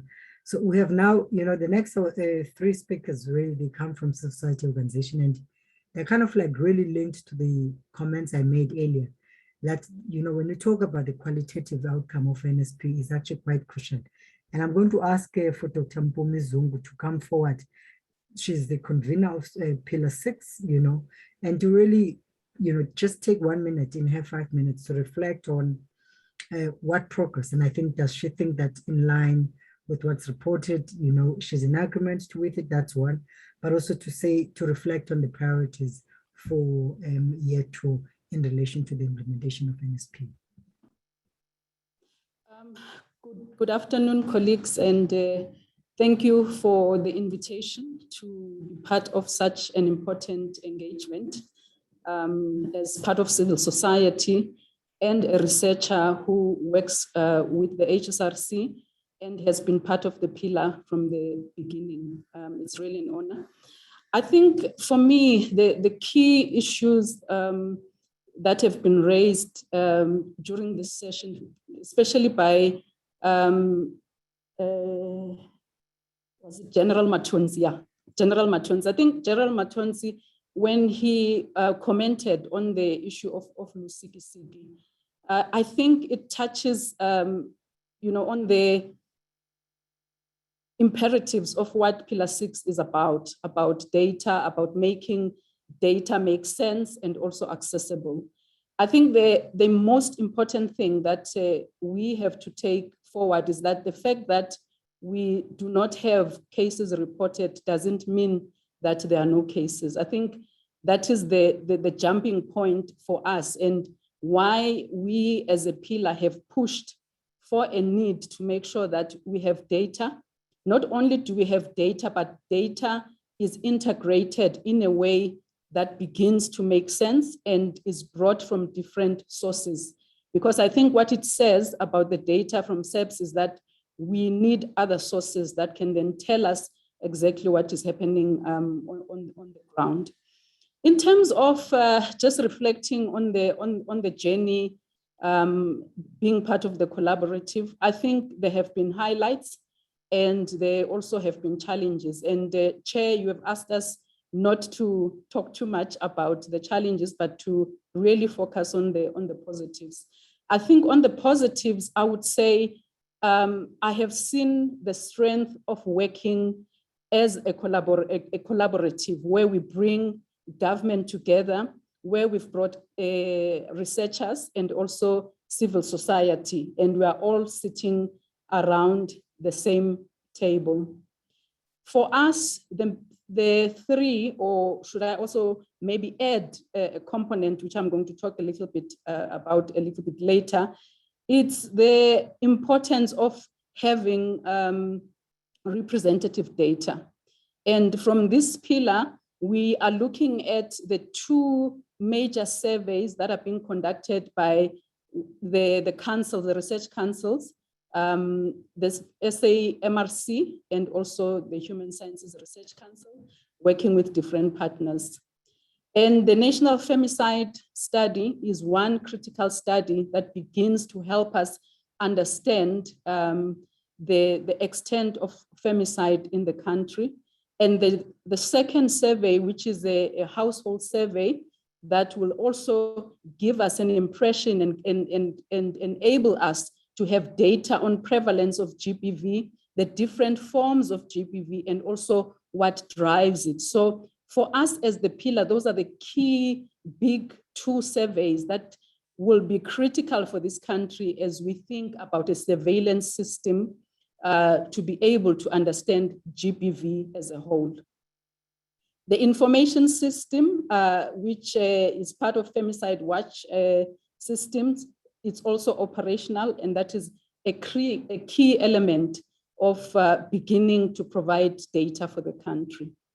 Secondly, there is a component that our pillar has also focused on, which is capacity building. I think one of the critical areas that sometimes we fail on as a country is to build capacity and make sure that there are young people that are capacitated to be able to do some of the work that we are doing. And we have done that by bringing graduates to be part of the pillar and do some of the work that enhances their CV, but also give them an opportunity to be exposed to this kind of work that we are doing. In terms of key priorities for us as a pillar near 2, it's developing what we are calling a data clearinghouse. That is, the major objective of our pillar. And within that clearinghouse, we have a few areas of focus. And the first one is, how do you bring the different sources of data together? And here we are looking at evidence mapping, some of the work that is similar to what ISS has been doing on prevention, and synthesizing the research that is out there. I've talked a little bit about the importance of survey data, and that will be forming part of this clearinghouse that I'm talking about. We have colleagues that are looking at media and how media reports on GBV as one data source that individuals can then access and at a later point be able to also synthesize how media reports on GBV. We also have colleagues that are putting together policies so that you have a data point where you can search and also access different policies that respond to gender-based violence. We also have colleagues that are focusing on research, and here we're talking about quantitative and also qualitative research and gray literature. I think one of the areas that sometimes we lack is the work that gets done, but maybe it's not published in our peer-reviewed journals. So we have students who are actually working with a professor from UJ, Professor Corney, and are pulling together work that is conducted within universities. And here we're talking about the thesis, the wealth of honors, masters, PhD thesis that sits in universities and often is not digested in a way that helps us to understand what is happening. We also want to have a technical task team that helps to drive our work. That is very critical for us, establishing a dashboard. And here we talk about an integrated dashboard, not just a dashboard that doesn't talk to each other, but that brings all this data in an integrated way. And then we also want to evaluate some of these tech solutions. And the last part that for me is critical is, how do we work with other pillars? Because if we neglect to make sure that we have embedded research in what we are doing, we will not be able to account for the work that we've done. So for us, we don't have the resources to be able to be in all the pillars, but I think we want to emphasize that if we're going to be implementing prevention programs, for an example, let's make sure that we've got ways of monitoring, of evaluating what we are doing. And lastly, Chair, I also want to emphasize that as researchers, we want to go beyond just doing research for the sake of research, but we want to be able to assist an NGO somewhere in Lusikisiki that is doing a brilliant job, but their work has never been evaluated or researched and documented in a way that allows that work to then be implemented. I think that is a critical gap in our country, where we focus on urban areas. There's not enough work that happens in rural areas, and also making sure that we document in a way that helps us to move forward. Thank you so much. Thank you so much, Mpumi. I mean, I think the last point is so important. because I think part of us actually ensuring that we develop effective implementation mechanism is to make sure that we have an accurate and appropriate data that's, that actually addresses the issues holistically and the needs to integrate with other pillars. You know, and that leads me to Dr. Leslie N, who's the next speaker, really, which I'm really going to ask her to also reflect in terms of just give you that provincial perspective around how they've embedded NSP. I know she's been doing a lot of footwork in Lusikisiki, and reflect on, you know, why would we see communities like Sikisiki whom social solidarity is embedded in the culture of the community, and why are we seeing it as a hotspot? And then you can comment on what do you see as being the priorities for year 2. Over to you, Dr. Leslie. Thank you, Chair, and good afternoon, everybody. I feel quite honored to be able to make this input today. I am reporting on the grounding of the NSP at the local level. And I want to say that Masimanyane Women's Right has been part of various initiatives of civil society that aims to embed the NSP at the local level. A national group, which was actually part of the development of the NSP, of which I was a member, worked under the auspices of the WISE Collective. They've developed infographics that simplify the NSP, and this collective has worked with women's groups to bring the NSP to civil society groups, working with women's groups, with schools, and with other CSO formations, and that's been at a national level. At a local level, Masimanyane Women's Rights International has been part of the Provincial Safety Steering Committee, which brings all the heads of departments together in developing the provincial strategy.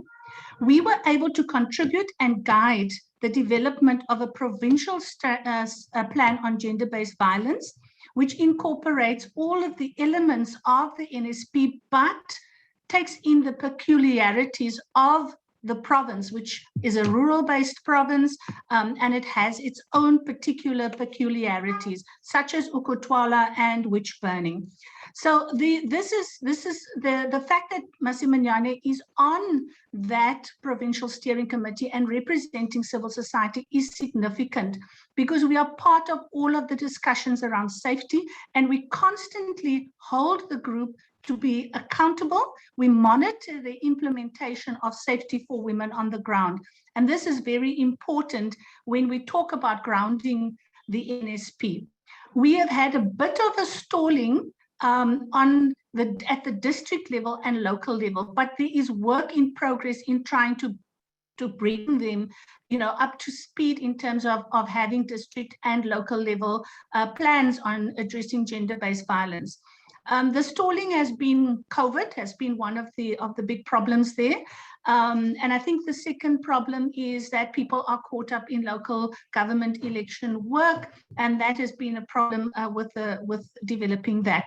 But we are very excited to say that our provincial strategic plan on gender-based violence has been submitted to Cabinet, and it is waiting approval now.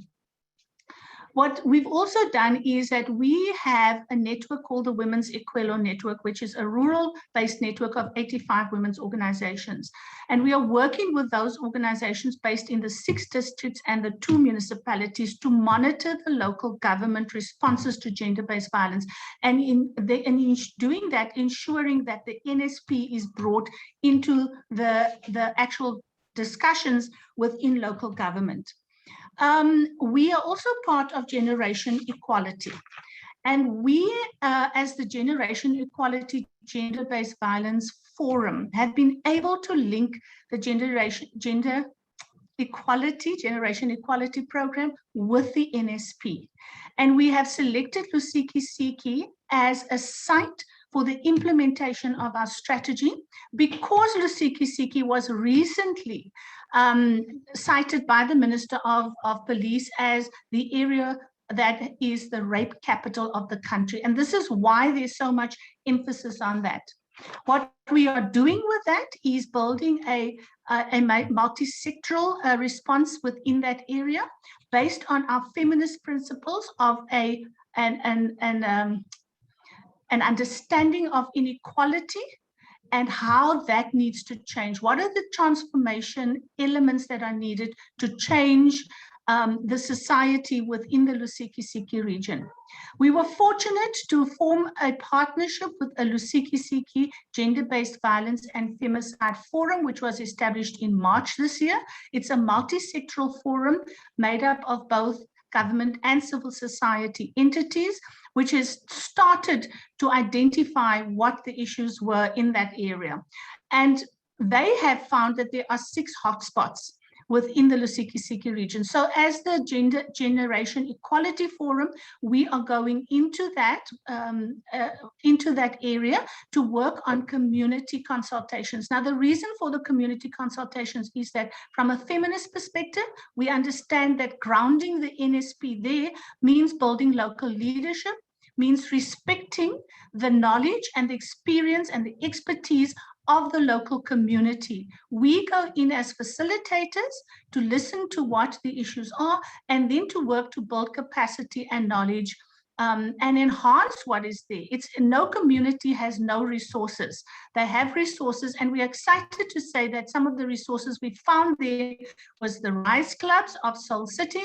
We found SHE, which is the Sexual Health Empowerment Program, working on LGBTQI+ issues.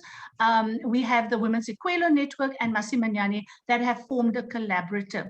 What we are doing is looking at how do we actually implement the NSP and ground it at that level and see what kind of change and transformation happens. We are building on lessons learned from other work that we have done across other areas within the province. We're very excited about this because it's giving us an opportunity to look at the principles we use. The approach we're using is to mobilize, to catalyze, and then to deliver. And all of the time is we work with the Lusiki-Siki Gender-Based Violence Forum so that we share the leadership there. I believe that the intervention straddles several of the NSP pillars, the first being accountability and leadership. It's holding the local level leadership to account, but also building capacity there. We did find that there was that inequality within Lusiki-Siki is quite severe, and most of the leadership positions are held by men, with women not having enough space and enough voice in these formations. So this is some of what we are trying to work on. The biggest issue I think that we are facing at the moment is not enough focus on prevention. And the NSP is very clear about dealing with the issue of equality. So what I like about linking generation equality with the NSP is that we have a template for an intersectional approach to addressing these issues. Something very important as well is that we are linking the local level work with a national initiative and taking it to global. That's a very different approach, and it has power in that. When I talk about prevention, there are different elements to it that we need to be looking at, but the NSP wants to address inequality within our society. Inequality is the key driver of gender-based violence. And I want to quote here the Article 5A of the CEDAW Convention, because it gives us, what it is we should be looking at. We talk about norms and standards, but what is important is that Article 5 says it's a state responsibility, and I believe a civil society responsibility, to modify the social and cultural patterns of the conduct of men and women with a view to achieving the elimination of prejudices and customary and all other practices that are based on the idea of inferiority and superiority of either sexes or on stereotyped roles of men and women. And I believe that this is the key that we need to be addressing. And it is something we still do not have the courage as a country to address fully, because we are protecting men in our patriarchal society. And as an activist, I'm saying, what courage are we going to have to actually step out and say, this is what we are going to address. So in our prevention strategies, We need to be looking at addressing the social norms and standards. We need to look at promoting human rights and women's human rights in particular, and that's not happening strongly enough.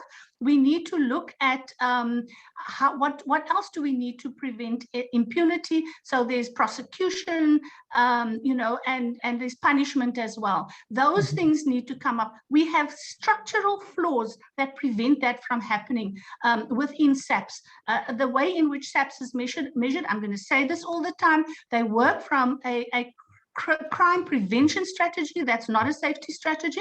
And secondly, they are measured on crime reduction. Crime reduction means that they don't then want to accept cases in many instances of domestic violence, rape, and so forth. And that needs to be addressed.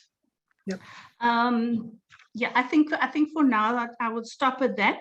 Well, I want to say this, as a person who's been working in the sector for 25 years, I am so excited by the National Strategic Plan and to see everyone here on this forum making some contribution. It is the biggest response we've ever had to gender-based violence, and that I find very encouraging and very exciting. And I think what's exciting about this is pulling together so much expertise and knowledge in a way that's never been done before in our country, and I think that globally also we haven't seen this kind of response. So I just want to say we have a lot to celebrate in Women's Month, and this is a time when we need to acknowledge that yes, we have challenges, yes, we haven't overcome the problems, but we also have a lot to do, because this is an achievement of decades of work, starting with Mama Charlotte Maclege to where we are today. It's not just something that's happened in the last year or the last 5 years. Thank you very much.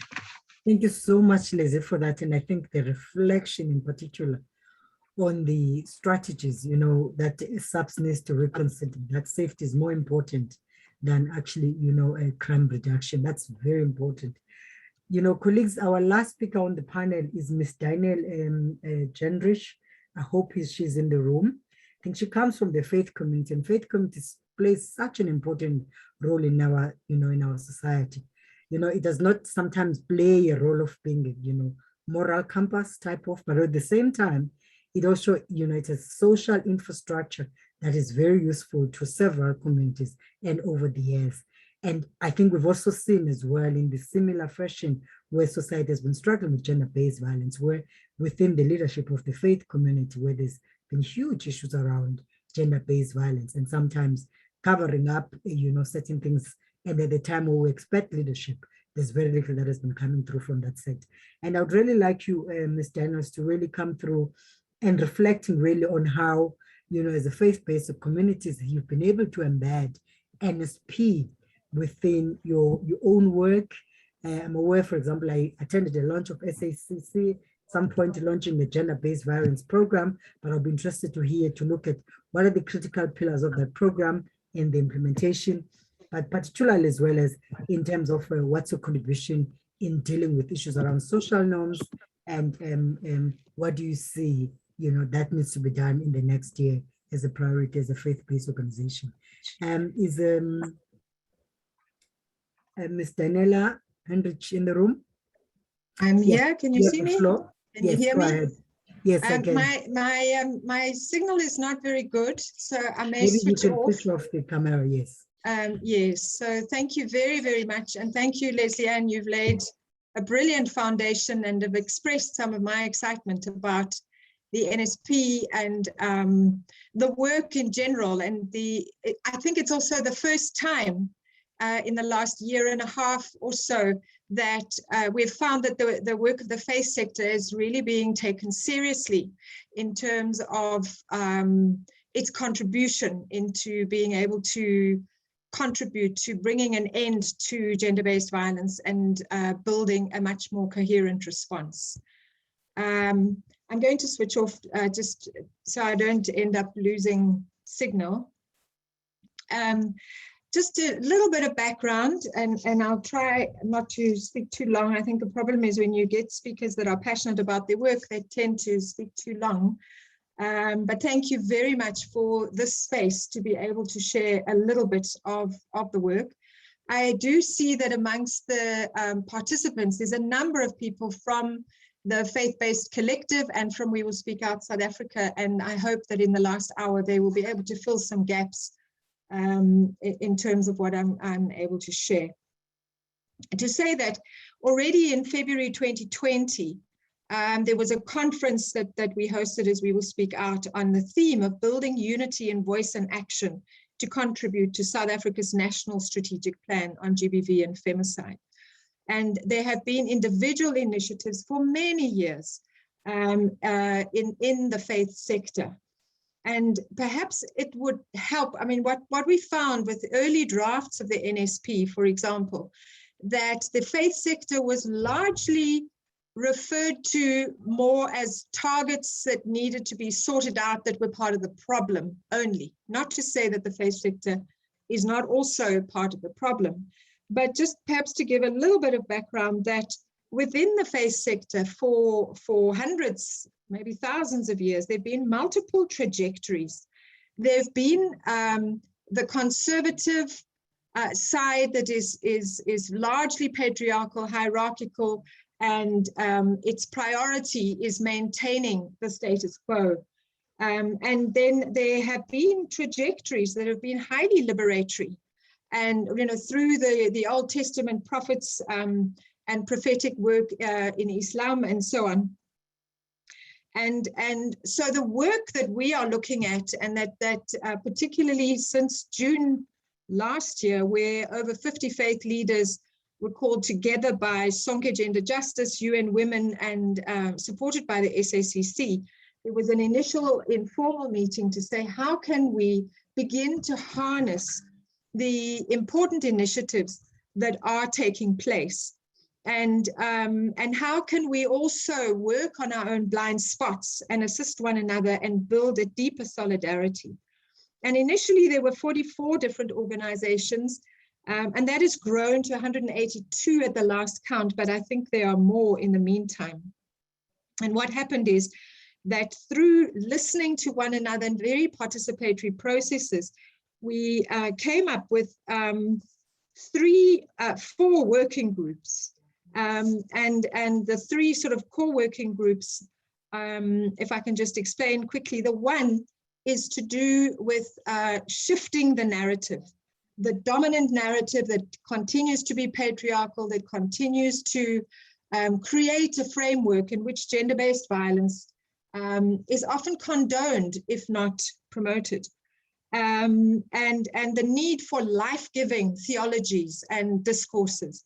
And there have been some really key partners in terms of university academics and also the Circle for Concerned African Women Theologians that have really contributed in ways of offering some shifts in the way that we work with our old traditions and sacred texts.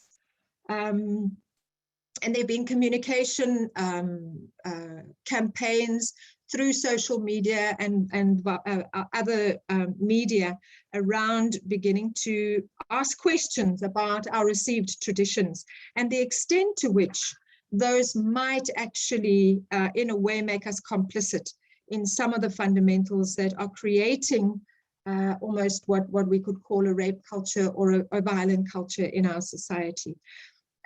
We also have both internal and external focus. So the second working group looks very much more internally at building gender-based violence and gender competent, safe and inclusive faith communities.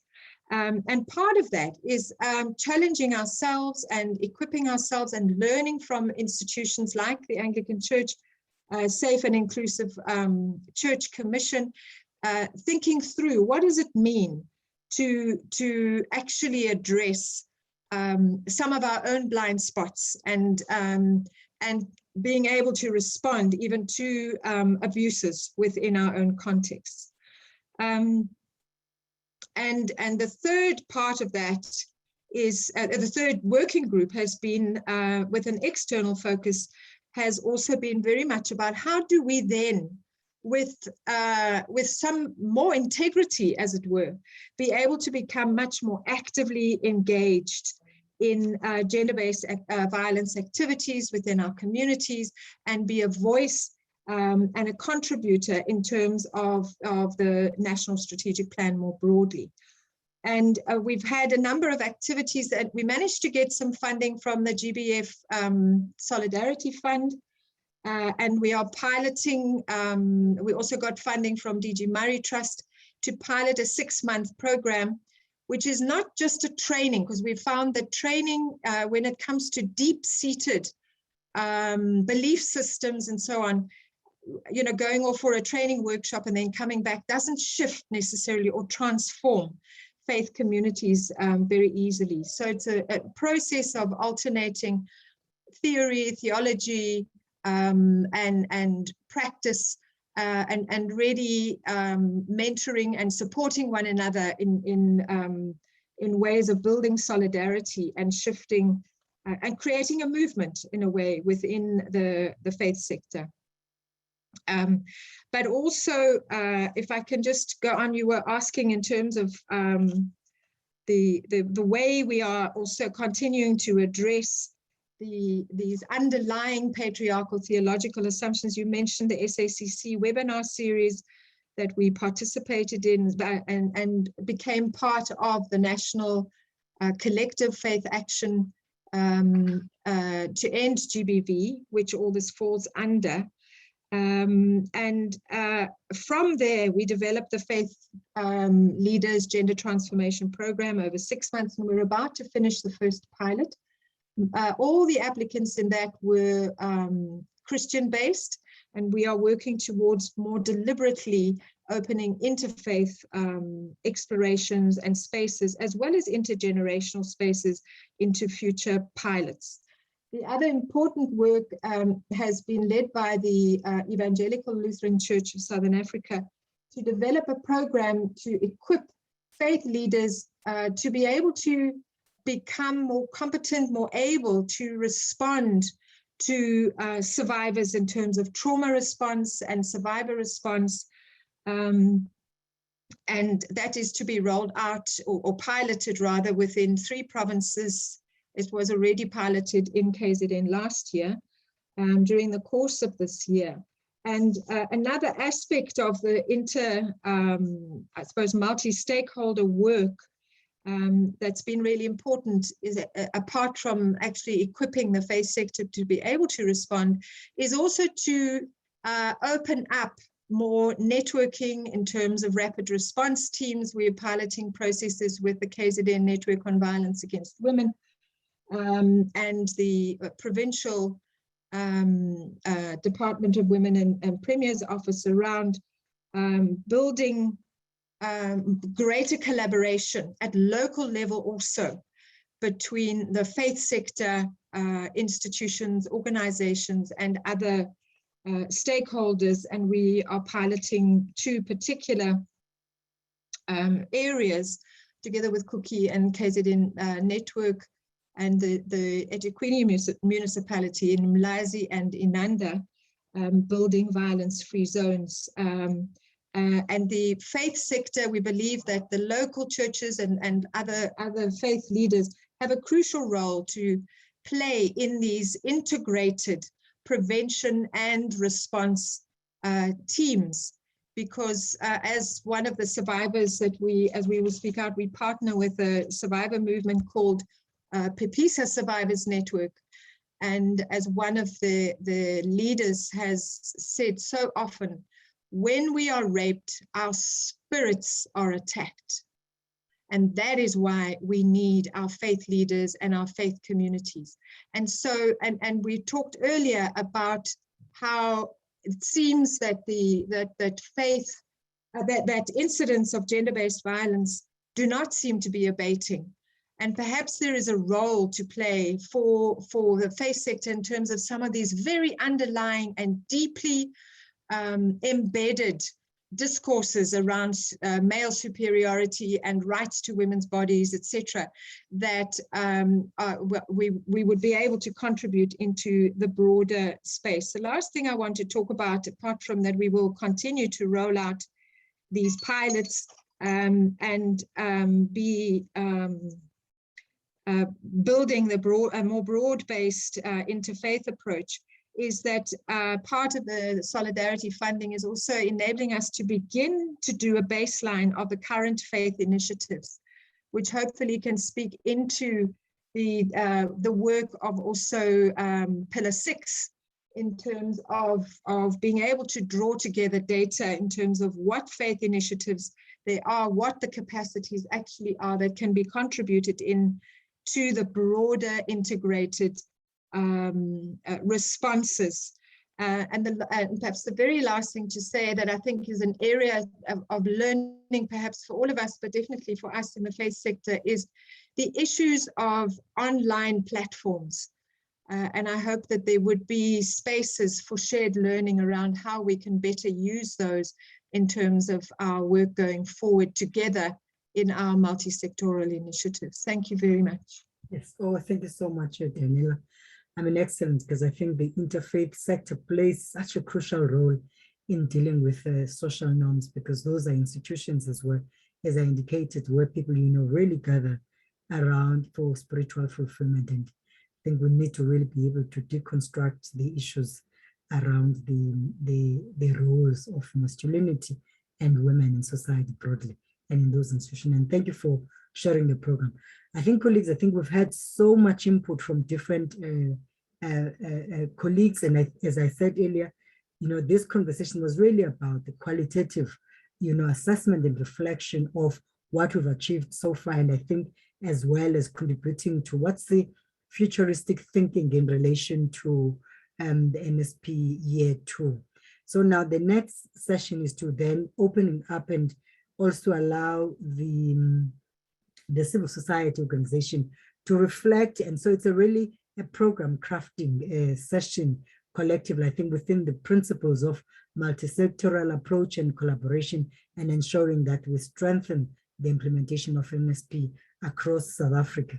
So I'm meant to co-facilitate this. I don't know if the DG is here, but in the meantime, I'll just step in until she announces her availability.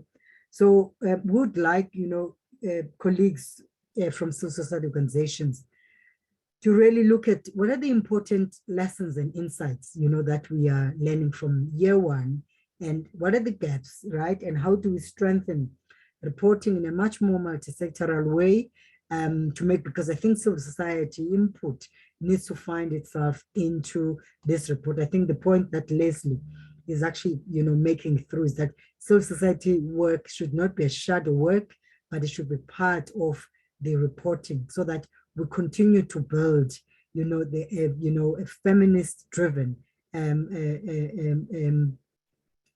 embed feminist-driven, outputs, but also in terms of even the culture that we embed in the implementation. And I think also the ideas from colleagues, from social justice activists to look at what do they think should be the priorities in year 2. I think already, several colleagues, I think Bomi spoke about what's happening within the research and development and integrative data. I think Leslie starting to share some insight, from SAP's intervention in relation to the NSP, Daniela from the interfaith community and the Justice Department, as well as Shoget shared some ideas that part of the priorities to ensure that the establishment of the council becomes the key priority, and as well as the issues around economic structural exclusion of women. May I now open up the floor for colleagues? We have a good before you open up, Pelisa. Yes, go ahead. Before you open up, I thought I'll come after DDG Shoki, but then when you called somebody else, I then thought, no, let them speak, because, but also I'm just emphasizing what other people have said, and I think it was good that I didn't speak then, because most of the people spoke about what I'm going to say, and which shows that, or which emphasizes that the department must implement the prevention strategy. Masimanyane spoke about it, that it was critical, but also they expanded. I think they expanded more than what I could have said in terms of how do we establish the prevention strategy, and not just the document, because the document is limiting, but also in terms of coordination amongst government and private sector and civil society, and the labor movement. How do we ensure that prevention goes beyond the paper that will have developed? Because as a department, we're busy with this prevention strategy, but in its implementation, it needs to be broader than that. But also monitoring and evaluation framework. It's important that we're able to monitor and report rather than just give reports. Our reports must be supported by database or must be supported by statistics, you know, in order for us to be able to say whether we are reducing or we're not reducing gender-based violence.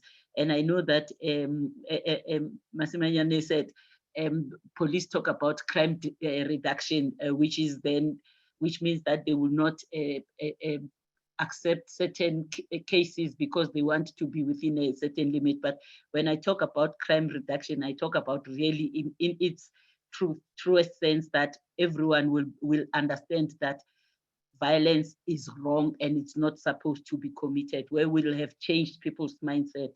However, institutionalization is also one aspect that as a department, and I think DDG Shoki spoke about it, but when we talk about institutionalization, until all the municipalities have institutionalized the NSP in their programs, but also working with civil society within their area, we will not achieve what we want to achieve. So the focus for the department now in this second year is specifically there to ensure that we facilitate the relationship between civil society and the municipalities, but also both us and the civil society to capacitate the municipalities to be able to implement or respond to the issue of gender-based violence. DDG Shoki also spoke about continuing to enforce accountability. I think the advantage that we have is that the president himself is the one who wants the reports. And when government departments do not comply, when it is in the reports, they complain that why were we not told? Why are we in the reports? There are some departments who said to us that the report is read. It cannot be read. So we're saying you are not implementing. So there are other ways that we can enforce, but also working together with civil society. We then know which areas where either the police or prosecution or all the role players are not responding to the needs of persons with, victims. So in that way, we'll be able to address gender-based violence. But one thing that I had written here, which I had many of them saying, Leslie Ann and the others, facilitating a strategy on how to coordinate civil society reports to be part of the monthly reports that go to the president. So the civil society reports shouldn't just come when we are developing an annual report, but if we could come up with a strategy to ensure that every month the work that they do is in the report that goes to the president. But the challenge is that we cannot like take one report that comes from one civil society organization. So civil society organizations need to come together and coordinate the report, or should come up with a mechanism to be able to coordinate their report so that they can send it to the coordinators of the secretariat, let me say the secretariat, to send their reports to the secretariat so that it's reflective of both what civil society is doing and what government is doing. Yes, they've been complaining that civil society work is not reflected, but it's because they are not coordinating a report as a civil society so that we can be able to integrate it. But I think the strategy that we need to look at is also a strategy that will incorporate the 23,000 girls that they're talking about. And I know somebody would say this is not for the first time because it has been happening. We know that KZN, Leslie Ann has been making noise even in New York about Ukutwala and all those. And we have not responded properly towards that.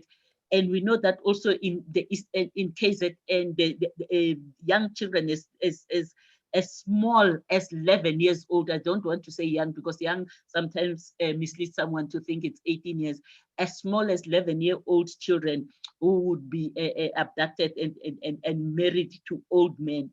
How do we address that? Because if we let it go, even the 23,000 now, then the people who are sleeping with those children, they take it as normal. When we talk about rape and rapist, they do not identify with that name. That is why they're not going to change.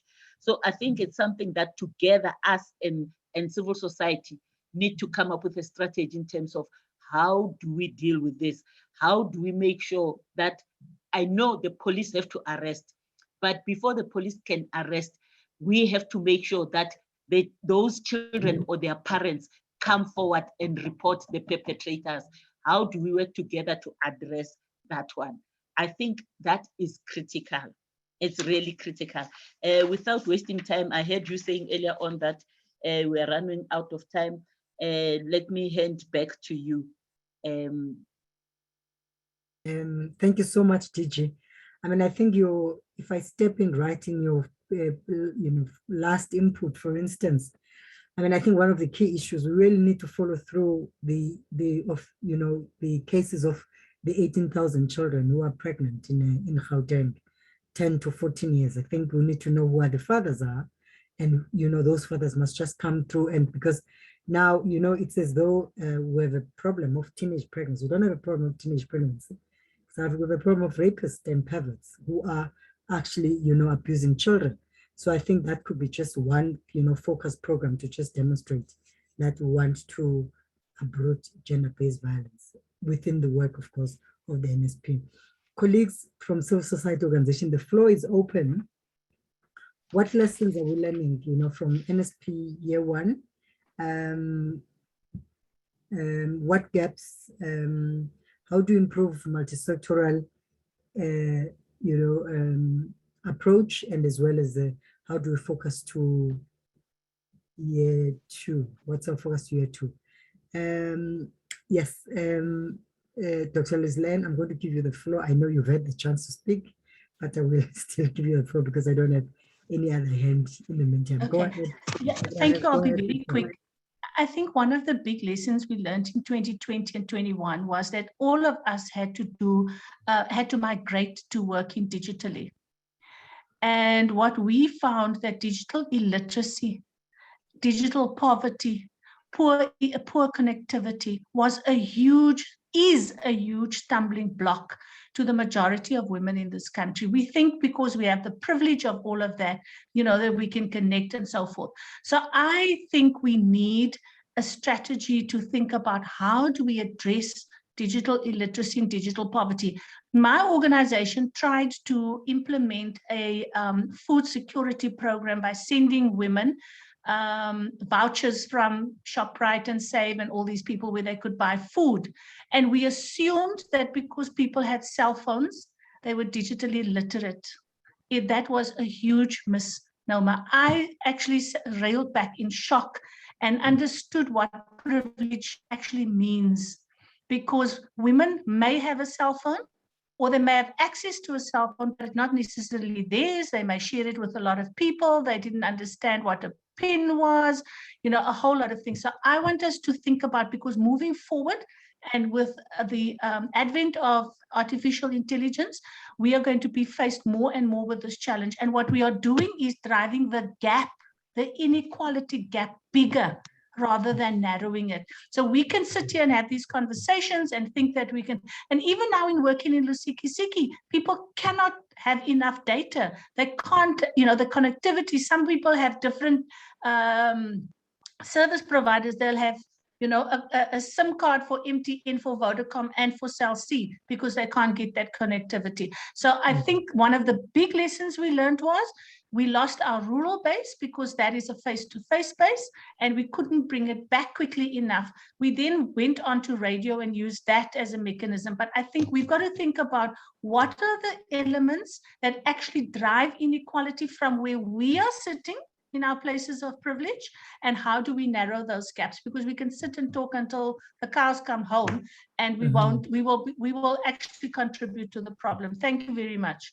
Thank you so much, Leslie. In fact, I think a lot of us, actually, it's true, we're really caught off guard with the digital literacy in South Africa. I think we all assumed that, it's quite easy to organize using digital platform. And I think immediately the structural inequalities and exclusion of, many South Africans came glaring on our faces.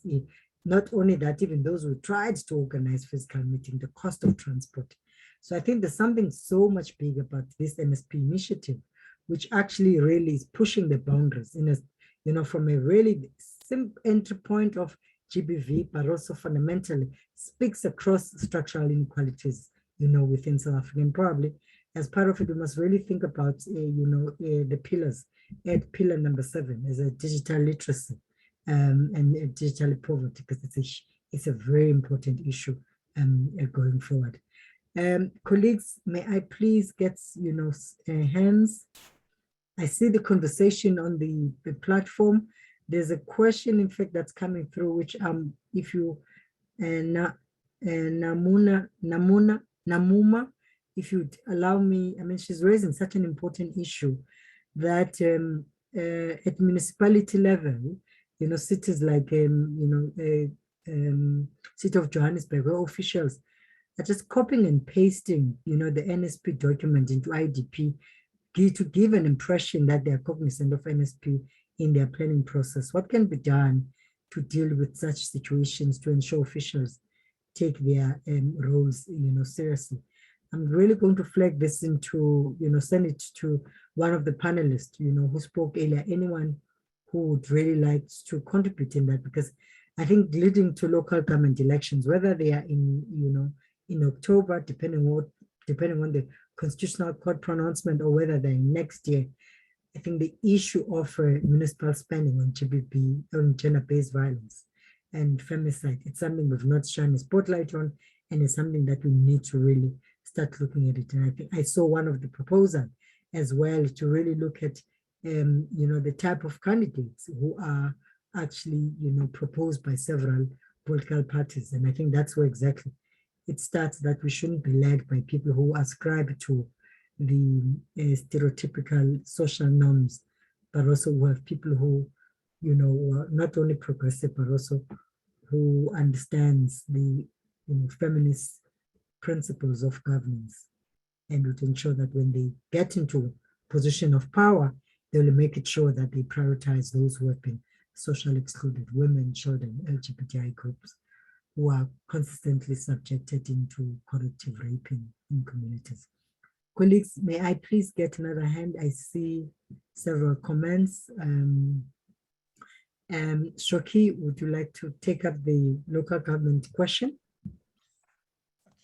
Thank you, Madam Chair. Just to indicate that we commit to continue providing strategic guidance, and lobbying for the institutionalization of the strategy at a local level.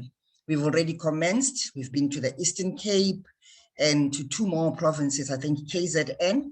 The whole idea is just to prioritize the NSP interventions for implementation purposes, but also to ensure that it is embedded within the district model, in their IDPs, that it becomes a part of the performance agreement of the municipal managers, and they are also being consulted upon with the M&E framework and the M&E plan that we are crafting. So if we get all of that done and concluded in time, definitely it will be embedded in their own plans, like we have done in government in our own APPs. We do the same within the IDPs, and that's where it will then be, resourced appropriately once it is included in the IDPs. We'll provide that comprehensive multi-sectoral M&E approach even at municipal level, so that it doesn't just end at government or provincial level as well. So yeah, that interface between province and local government is critical. We'll make sure that it's an area that we don't leave out at all in our approaches. But the rollout of the NSP at local government is currently underway, and it is being carried out at a heightened level, Madam. Thank you. Just to add to what DDG Shoki says. Yes, go ahead. As a department, we met with the National Treasury to request them to assist us in terms of mainstreaming the gender responsive budgeting and the NSP in the municipalities. And fortunately, we had the DDG who was responsible for the municipalities. So assistance coming from there means that we will be able to institutionalize both the implementation of the gender responsive planning, budgeting, monitoring and evaluation, and auditing framework. It is critical that the implementation of the National Strategic Plan goes hand in hand with the GRPB, because it assists them to budget for gender issues, but also including gender-based violence. So wherever municipalities are being trained, we make sure that there's the NSP, but also there's the GRPB. Thank you. Yes, thank you, DG. I mean, I think one of the key issues that is also coming out, you know, as a contribution from the chart is also, how do we strengthen accountability mechanism? For instance, when departments have submitted their reports, how do we verify, you know, the implementer? How do we verify that the 21 billion that has been allocated for funding is actually, you know, being spent on gender-based violence? And perhaps if the department could reflect on that. But I think we can also even tweak that question and say, we need to build that into the year 2 prioritization on accountability instruments that we need to build in. That we don't only support, you know, I mean, accept, you know, reports that would have been submitted, you know, based on pressure, but also fundamental is that there's a clear way of verification, the data that's submitted, but also there's this, because also there's another thing also we need to really talk about it quickly. It's the qualitative and quantitative reporting that is likely to come through from departments. So where they will say we trained 10 people. Now we don't know what the training of 10 people would mean in a qualitative form. So it's something that we need to build into the NSP. I think there's something else, there's a, you know, question that says, is there a platform for coordination of donors to allocate resources? That's quite important. I don't know if Linda is still here, because that's really something that also came up during the gender-based violence response fund around the unintended consequences, where the funding that has been always, you know, rooted towards community-based organization is now channeled to the GBVF fund.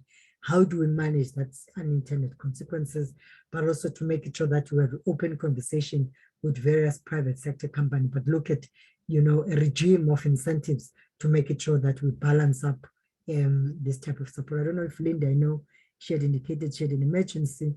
I don't know if she's able to make the comment around it. So I think part of what we probably need to do from the chart, in the absence of questions, is to convert the questions into, you know, concrete proposals. So the issue around IDP, I mean, the IDP is really coming out quite strongly as a crucial issue, you know, because local government is the sphere of government that really interface with communities and the people on the ground. So part of your opening remarks, DG, for example, you've indicated that, you know, one of the key things you could really talk about as an achievement in the last 12 months has been the institutionalization, the coordination, but also, you know, structurally embedding the implementation of NSP, both at provincial level and I suppose at, you know, at local government. And we need to see that coming through, because the question that Namanu was asking was how to make it sure that you avoid, you know, the you know, copy and paste that takes into account. So the pillar that is really responsible for capacity building, partly of, you know, civil society, but also there needs to be an investment of capacity building within the local government election, I mean, local government sector, to make it sure that there's much more genuine reporting, and where there are weaknesses, because I mean, this is a societal issue, where there are weaknesses within the state, which I think the very first speaker who presented on the report actually indicated that, you know, one of the key issues is technical capacity. We must be able to shine the light immediately and see how do we tap on existing civil society capacity to strengthen, you know, technical capacity to implement the NSP, so that we don't say, you know, after 24 months we still have, you know, NSP technical capacity challenges that we're confronted with. Colleagues, if we don't have any questions on the floor, and as I propose, I think there was also an issue, around the register of sex offenders. I saw Ms. Campbell had actually responded to it, and the issue of a digital platform as well as a solution to deal with gender-based violence.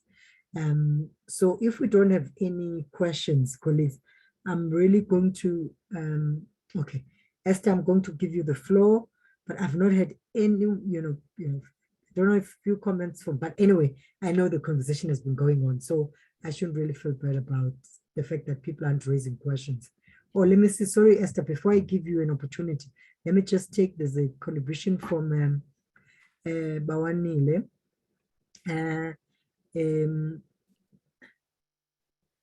She's asking, are people with disabilities organization part of the GBVF program? Perhaps Esther, you'll deal with that question when I give you the floor. And then there's a question as well, which says, I have a question. How to GBV strategic framework going to measure the success? Sorry, Amanda, from Amanda. Okay, she's talking about her concern about public transport and safety in public spaces. How's the framework going to be able to measure, the decrease of GBV? So is there a way, and I think she's really asking and say, what's the threshold? And I think obviously the threshold is the complete eradication. But obviously she's asking in terms of what steps are we going to be taking towards that, and obviously measuring with the police statistics that is actually emerging, and at the same time ensuring that this, when we build in community, safe communities, we are sure about what we want to achieve. So if you can handle those two questions, Esther. I was hoping that this last session is not going to be, a Q&A question, but also it would really be, kind of like a contribution. But I think still, I'm not underestimating the inputs that I imagine, from the chat. Professor Tenjomiwa, she's unable to unmute. Her contribution is that we seem to have less focus on accountability of leaders, especially holding them responsible, those who are perpetrators but are not held responsible. And if anything, as simple as promoted to higher position of power.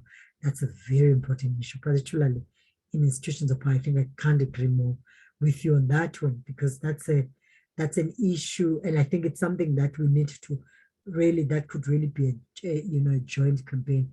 Esther, you're on my radar. I just want to pick up, few comments that are coming through in a form of contribution. The other one is from Dr. Judith Lamini. The cannibalization of funding within the GBV space will always be a challenge, but the bigger challenge is the diversion of funds to COVID and unrest survivors. We need to be creative in terms of how to ensuring that we, bring in more funds to support the GBVF fund. I think that's an issue. So Lindy's from Partnership of Sectors. Okay, excellent. Thank you, Dr. Judy. Can you share the reporting template for civil society organization? I think that's an important issue. I think we have not even spoken about that, the structure of reporting for civil society, so that we're actually able to document and say, as a country collectively or in a collaborative form, this is what each sector is actually doing regarding gender-based violence. Wow, interesting inputs there. Esther, let me give you the floor, just 2 minutes, so that we can then have input from one of the colleagues who's going to be doing closing remarks. Esther, you have the floor. Thank you, Pelisa. I just want to quickly respond to the two questions, one on quality assurance of and reporting, as well as the one on disability. We are currently consulting. We started with national departments because they're very, very critical. So what we've done as a department is we've now put a pack of M&E framework as well as tools that we've just developed, reporting tools. And we are consulting on that. We started with departments within government, national departments, and now are moving to provinces. And why we are taking a bit of time instead in terms of finalizing this is for all the reasons that were given earlier on when Stella was presenting about it having to, get buy-in on NSP targets and indicators, refine them, agree with departments. So it has been really a rigorous process because we want departments to actually own what they commit themselves to in terms of monitoring and evaluation and reporting. So I think it's this week, next week, we are having a session with provinces. We're going to share that framework and tools. And the reason why I'm mentioning it here is, again, we're coming back to you to say, please join that session, because we really want to engage on these tools and get feedback before we finalize them. So this is very, very critical.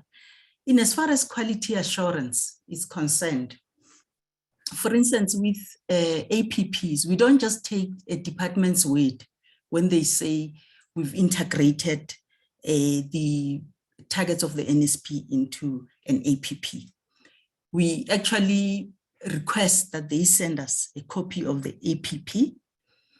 Often it would already be signed by the head of department because I think only APPs that are signed are acceptable.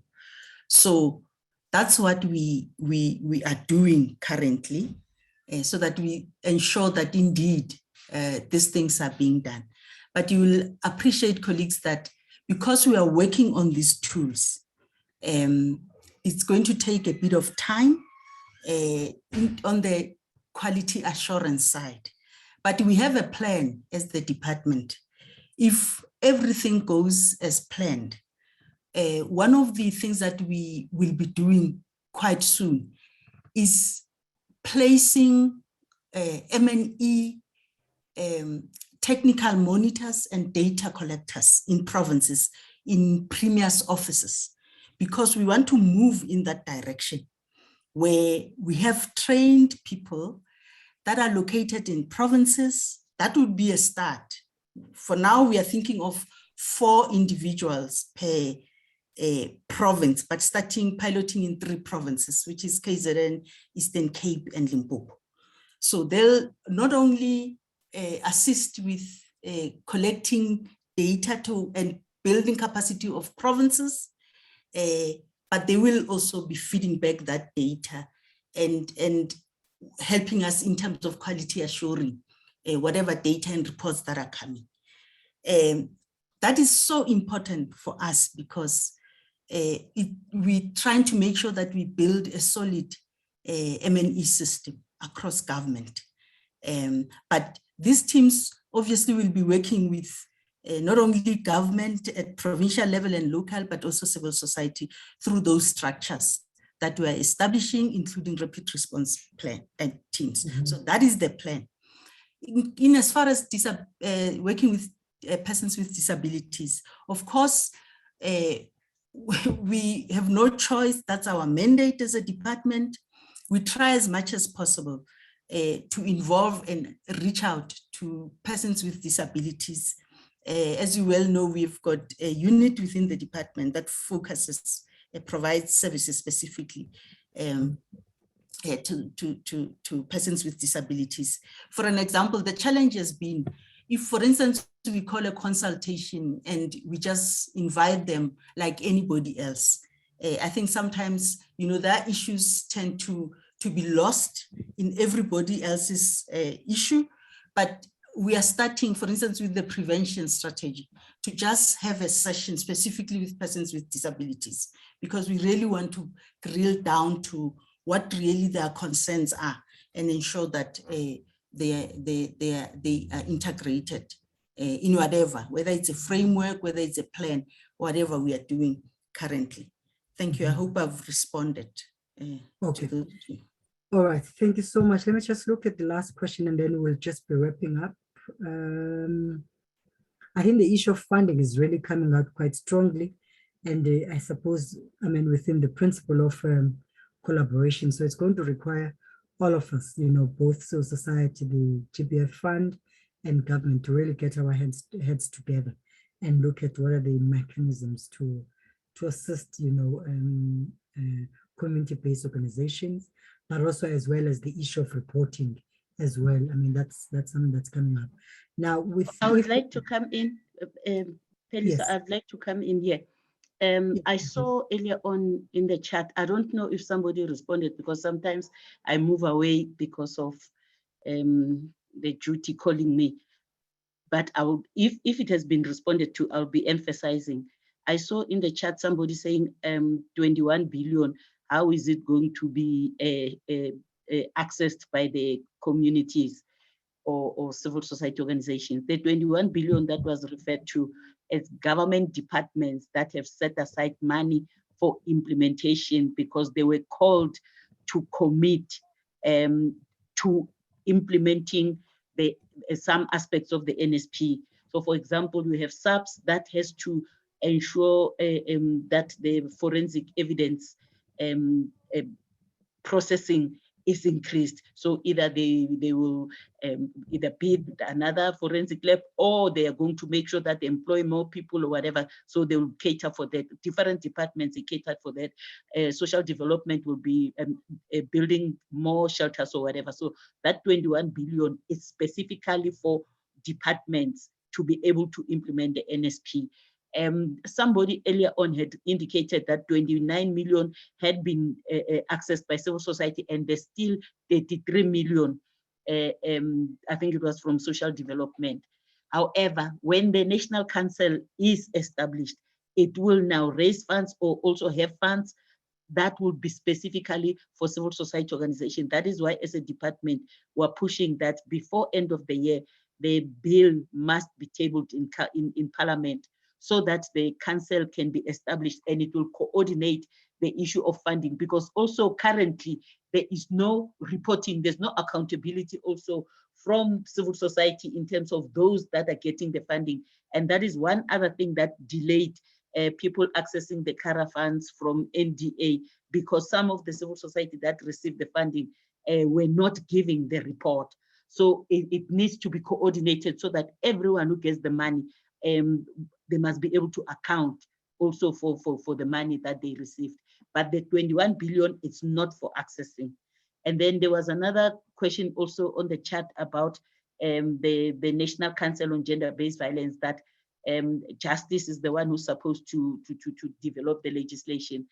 Justice started, however, Justice handed over to the department. So the department is the one that is busy with the bill, draft bill on the council. And I had already reported earlier on that it has gone past the clusters. Now it's going to the cabinet committee on the 7th of September. Thank you. Thank you, Tuji. I see Kayan. Kayan's hand is up, and then you'll be and then we'll just be wrapping up. I think Tuji, you'll be the one who's making closing remarks, so Shoki. Kayan, you have the floor. Kayan from Songa Gender Justice.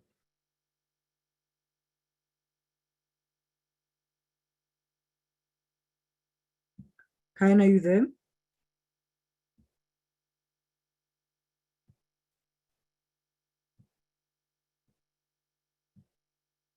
Okay, I see Professor Tenjireme, your hand is up. I think you are muted. Okay. No, sorry. Sorry about that. I think it was actually an earlier one. Let me just put on my headphones. Okay. I hope you can actually hear me. Oh my goodness, I seem to have been.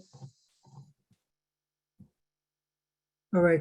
Can you please unmute Kayan, please? Hand is up. Hi, apologies. Thank you for the opportunity. I think the DJ has just mentioned that the progress on the legislative framework for the council, but perhaps in the report, we have mentioned the inter-ministerial committee that is overseeing the overall NSP at the moment until the council is well established. perhaps the participants or the panel could provide an update on the work that has been done by the IMC over the past period, because they refer to the IMC and what their role is, but there is no report on what has been done. So I thought that might be helpful for participants in this call. Thank you. Okay. And that's important, because interministerial committees, it's such a powerful structure, governance structure, in relation to ensure that you ground, again, institutionalize the work of NSP, GBF within government. Maybe, DJ, are you able to reflect on that question, and then we move to closure? Thank you. I think in the report that DPME had presented, it has some aspects of what the IMC has done. But just to say, the IMC is the interministerial committee, which has been established by the president. So it's the ministers of justice, women, social development, police, national treasury, and DPSA, who are responsible for ensuring that the response to gender-based violence is coordinated in a multi-sectoral way, and ensuring that, because the implementation of the legislation has been happening ever since we have the criminal justice system, we have the police, we have everybody else, but it has not worked. So that's why you need coordination, but also making sure that civil society also participates. So the IMC, the team of Ranji and of DDG Shoki, they call it the TTT, Technical Task Team. They report to the IMC. So everything that they've reported on in terms of establishment of the frameworks, the implementation of the IMC, of the NSP in the provinces, is coordinated by the IMC. We report to the IMC, and the IMC gives the go-ahead. The development of the legislation is not just the legislation of the department only. It is coordinated from the IMC, and the IMC reports to the president. So it is the governing structure. We report to them everything that is happening, that has been reported to, that has been reported on. They are the ones who are giving the directions. We report to them. The IMC meets quarterly. However, sometimes when it is urgent, they meet on an urgent basis in order to give direction to the teams that are working on the implementation of the NSP. Okay, all right. So I think there's I don't know if there's a follow-up question, Kayan, because I think the work of the IMC has to be quite explicit, but I hear what you're saying, that from a governance perspective. So all the reports that gets submitted by several departments in terms of their planning, spending on GBF related issues, then gets taken up and processed through the IMC before they go through the cabinet and then obviously to the president. So I'm understanding you correctly, DG. Chair, if I may, and apologies, I do think it is critical, and thank you for the DG for responding. I do think, for the benefit of all stakeholders of the NSP, it is critical going forward to actually report on tangible action. So I understand what we're hearing is they meet quarterly on reporting to the presidency, but I think there needs to be more tangible reporting within the next reports and meetings in terms of what is actually being discussed at these meetings, and are there strategic decisions that are being taken in relation to the NSP as they are overseeing and giving direction on the current document and our plans. Thank you. Absolutely. All right. I think point taken. Maybe, Pelisa, let me just give one example. Right. Last year, the cabinet committee, the cabinet in January had decided that the establishment of the National Council on Gender-Based Violence should be, according to SANEC, we should register a trust and establish the council. There was an uproar from civil society and all those. It is the IMC which took the decision that we should now develop legislation despite the cabinet decision, it was the IMC that said, now start running with the legislation to establish the council, because we have to make sure that coordination of implementation of the NSP is done properly. So that is one of the decisions that I can come up with quickly. That was the decision from the IMC. Thank you. All right. Thank you. Kayan, I still see your hand is up. Do you want to have a follow-up? Because I see Professor Tenjo Meyiwa, and then we're going to be wrapping up the meeting. Okay. All right. So it was a legacy hand. All right. Prof. Meyiwa, would you like to make some comments? I saw your comments earlier about the need to hold those in power. Yes, certainly. Go ahead. I think, yes, sorry about that. I think I also had a challenge with connectivity. I mean, you can imagine if somebody who's in one of the big cities has trouble with that, it does demonstrate the challenge that we actually don't reflect on and have to think about how we capacitate the trainers and the civil society and all the advocate groups to ensure that there is as much reach as we possibly can here. But I have expressed my point. I don't want to delay colleagues seeing that it's actually beyond the time. I just want to appreciate this work that's being done now. And I'm just thinking that there seems to be very little connection to the higher education sector. I mean, as you know, with the UFH problem that we've recently had, I'm just wondering if they were reached out to, not that just on the UFH, but as the higher education sector. Thanks, Pelis. No, I can't agree more. In fact, in the previous statistics, the higher education sector truly became a hotspot. I think with the death and the, of Nostella last week, I think that's a sector that we need to really again, classify as a hotspot, but also deal with embedded, social norms within that sector, because those are young people who are going to be taking decisions on our behalf when most of us are old and frail. And I think if we don't attend to, higher education sector and youth, actually we will really be exposing ourselves into perpetual gender-based violence in society. Now I'm going to hand over to DDG Shoki for closing remarks, 2-3 minutes, and then we close, we adjourn our conversation today. Okay. Thank you, Madam. I'll just give a high-level summary of the way forward, and DG will do the closing remarks. I won't take long. But some of the things that emerged here for consideration is, one, it's important that we facilitate the relationship between municipalities and civil society organizations now that we are reaching out as national government to municipalities. Secondly, it's important to build capacity of municipalities to be able to institutionalize the NSP and consider whatever training needs that they require, particularly at SALGA level, including not only the NSP, but the GRBP MEA framework. We also need to take the pillar collaborative to great heights and anchor it into a pulling together perspective. The more we pull together government and civil society, the more impact we will make. But linked to that, we need to mobilize more civil society organizations to join the pillar collaborative so that we can jointly implement and jointly celebrate whatever that we achieve collectively and take responsibility for areas of non-achievement as well. We also need to ensure that civil society organizations come up with a mechanism to ensure reporting and sending those reports to Secretariat. At this stage, the reporting is more leaning towards government reporting. We need to have a strategy or a program of action on teenage pregnancy, one that is also multi-sectoral in nature. The coordination or the program of action by the faith-based organization is also critical.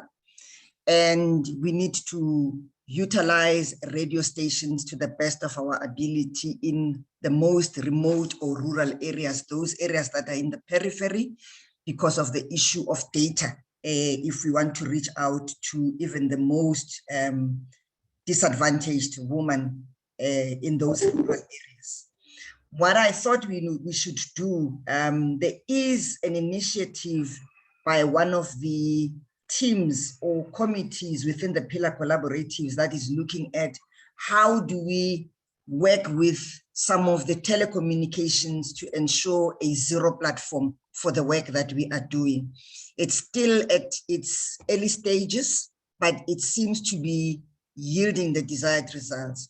As soon as we have something tangible and concrete and we have firmed up the proposal on our side and we have a final affirmative response from that company, we should be able to communicate that outcome through the pillar, what is that now? Pillar website, and say, this is where we are at, but we've also noted it and some movement is happening in an effort to shift the needle in that regard. I therefore would like to hand over through you, Madam Chair, to the DG for closing remarks. Thank you. Thank you, Chair. Sure.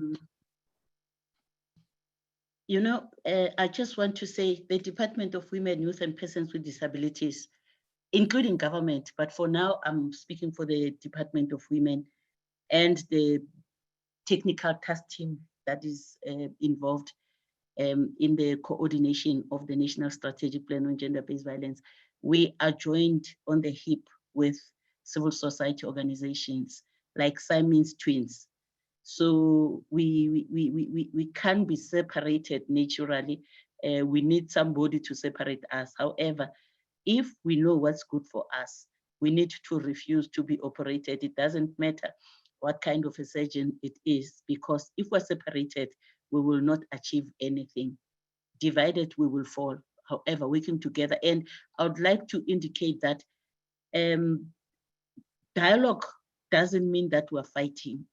You may be raising the things that you're raising. We may be raising certain issues.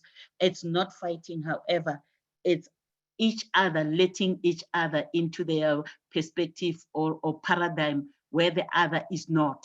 So we appreciate the dialogue, we appreciate the questioning, we appreciate the accountability that you hold us in. Let me tell you, for me, I always think of civil society, that what will civil society say when I do this, which is important.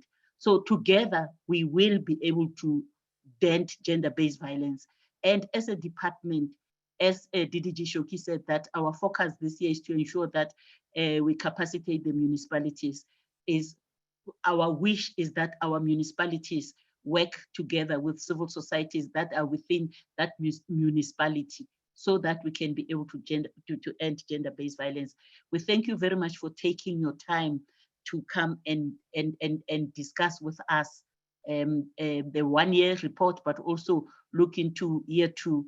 But also we request you that you come back to the collaborative, pillar collaborative initiative. It's important that all of us participate in that collaboratives. I thank you very much. And I thank the chair and all the panelists that have presented. Thank you very much. Thank you so much, Tichi. Just one line in terms of the way forward is that I think all the issues that would have been measured of this should find its way into a report that kind of like really crafts the year 2 and year 3, because I think they're both short-term and longitudinal interventions embedded in the various proposals. And obviously, I mean, I would think that part of the follow-up is to really look at a strategic planning just to integrate some of this work into the year 2 and the year 3, so that we know, the different things that we want to achieve in the next 12, 24 months, and as well as 36 months. Colleagues, without further ado, thank you so much for your time. We truly appreciate your input. I think as DG had said, this is a collaborative approach, and it's a commitment to all of us as South African citizens, and would want to use this to make sure that we also, kind of like share best practices with the global community in how to deal and eradicate gender-based violence. Thank you so much, and have a good evening. Thank you. Thank you. Thank you, Chair. Thank you, Chair. Thank you very much. Bye-bye. Thank you. Bye. Thank you. Bye-bye.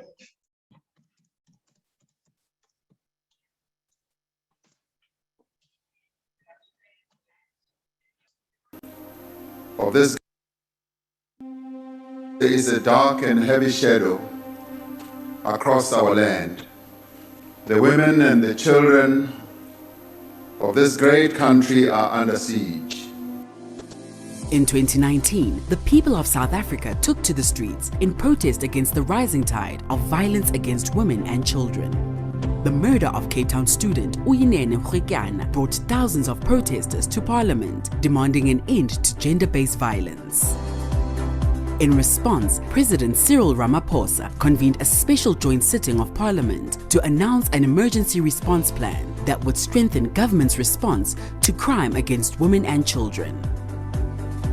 Over the course of 2019, government Over the course of 2019, government Over the course of 2019, government Over the course of 2019, government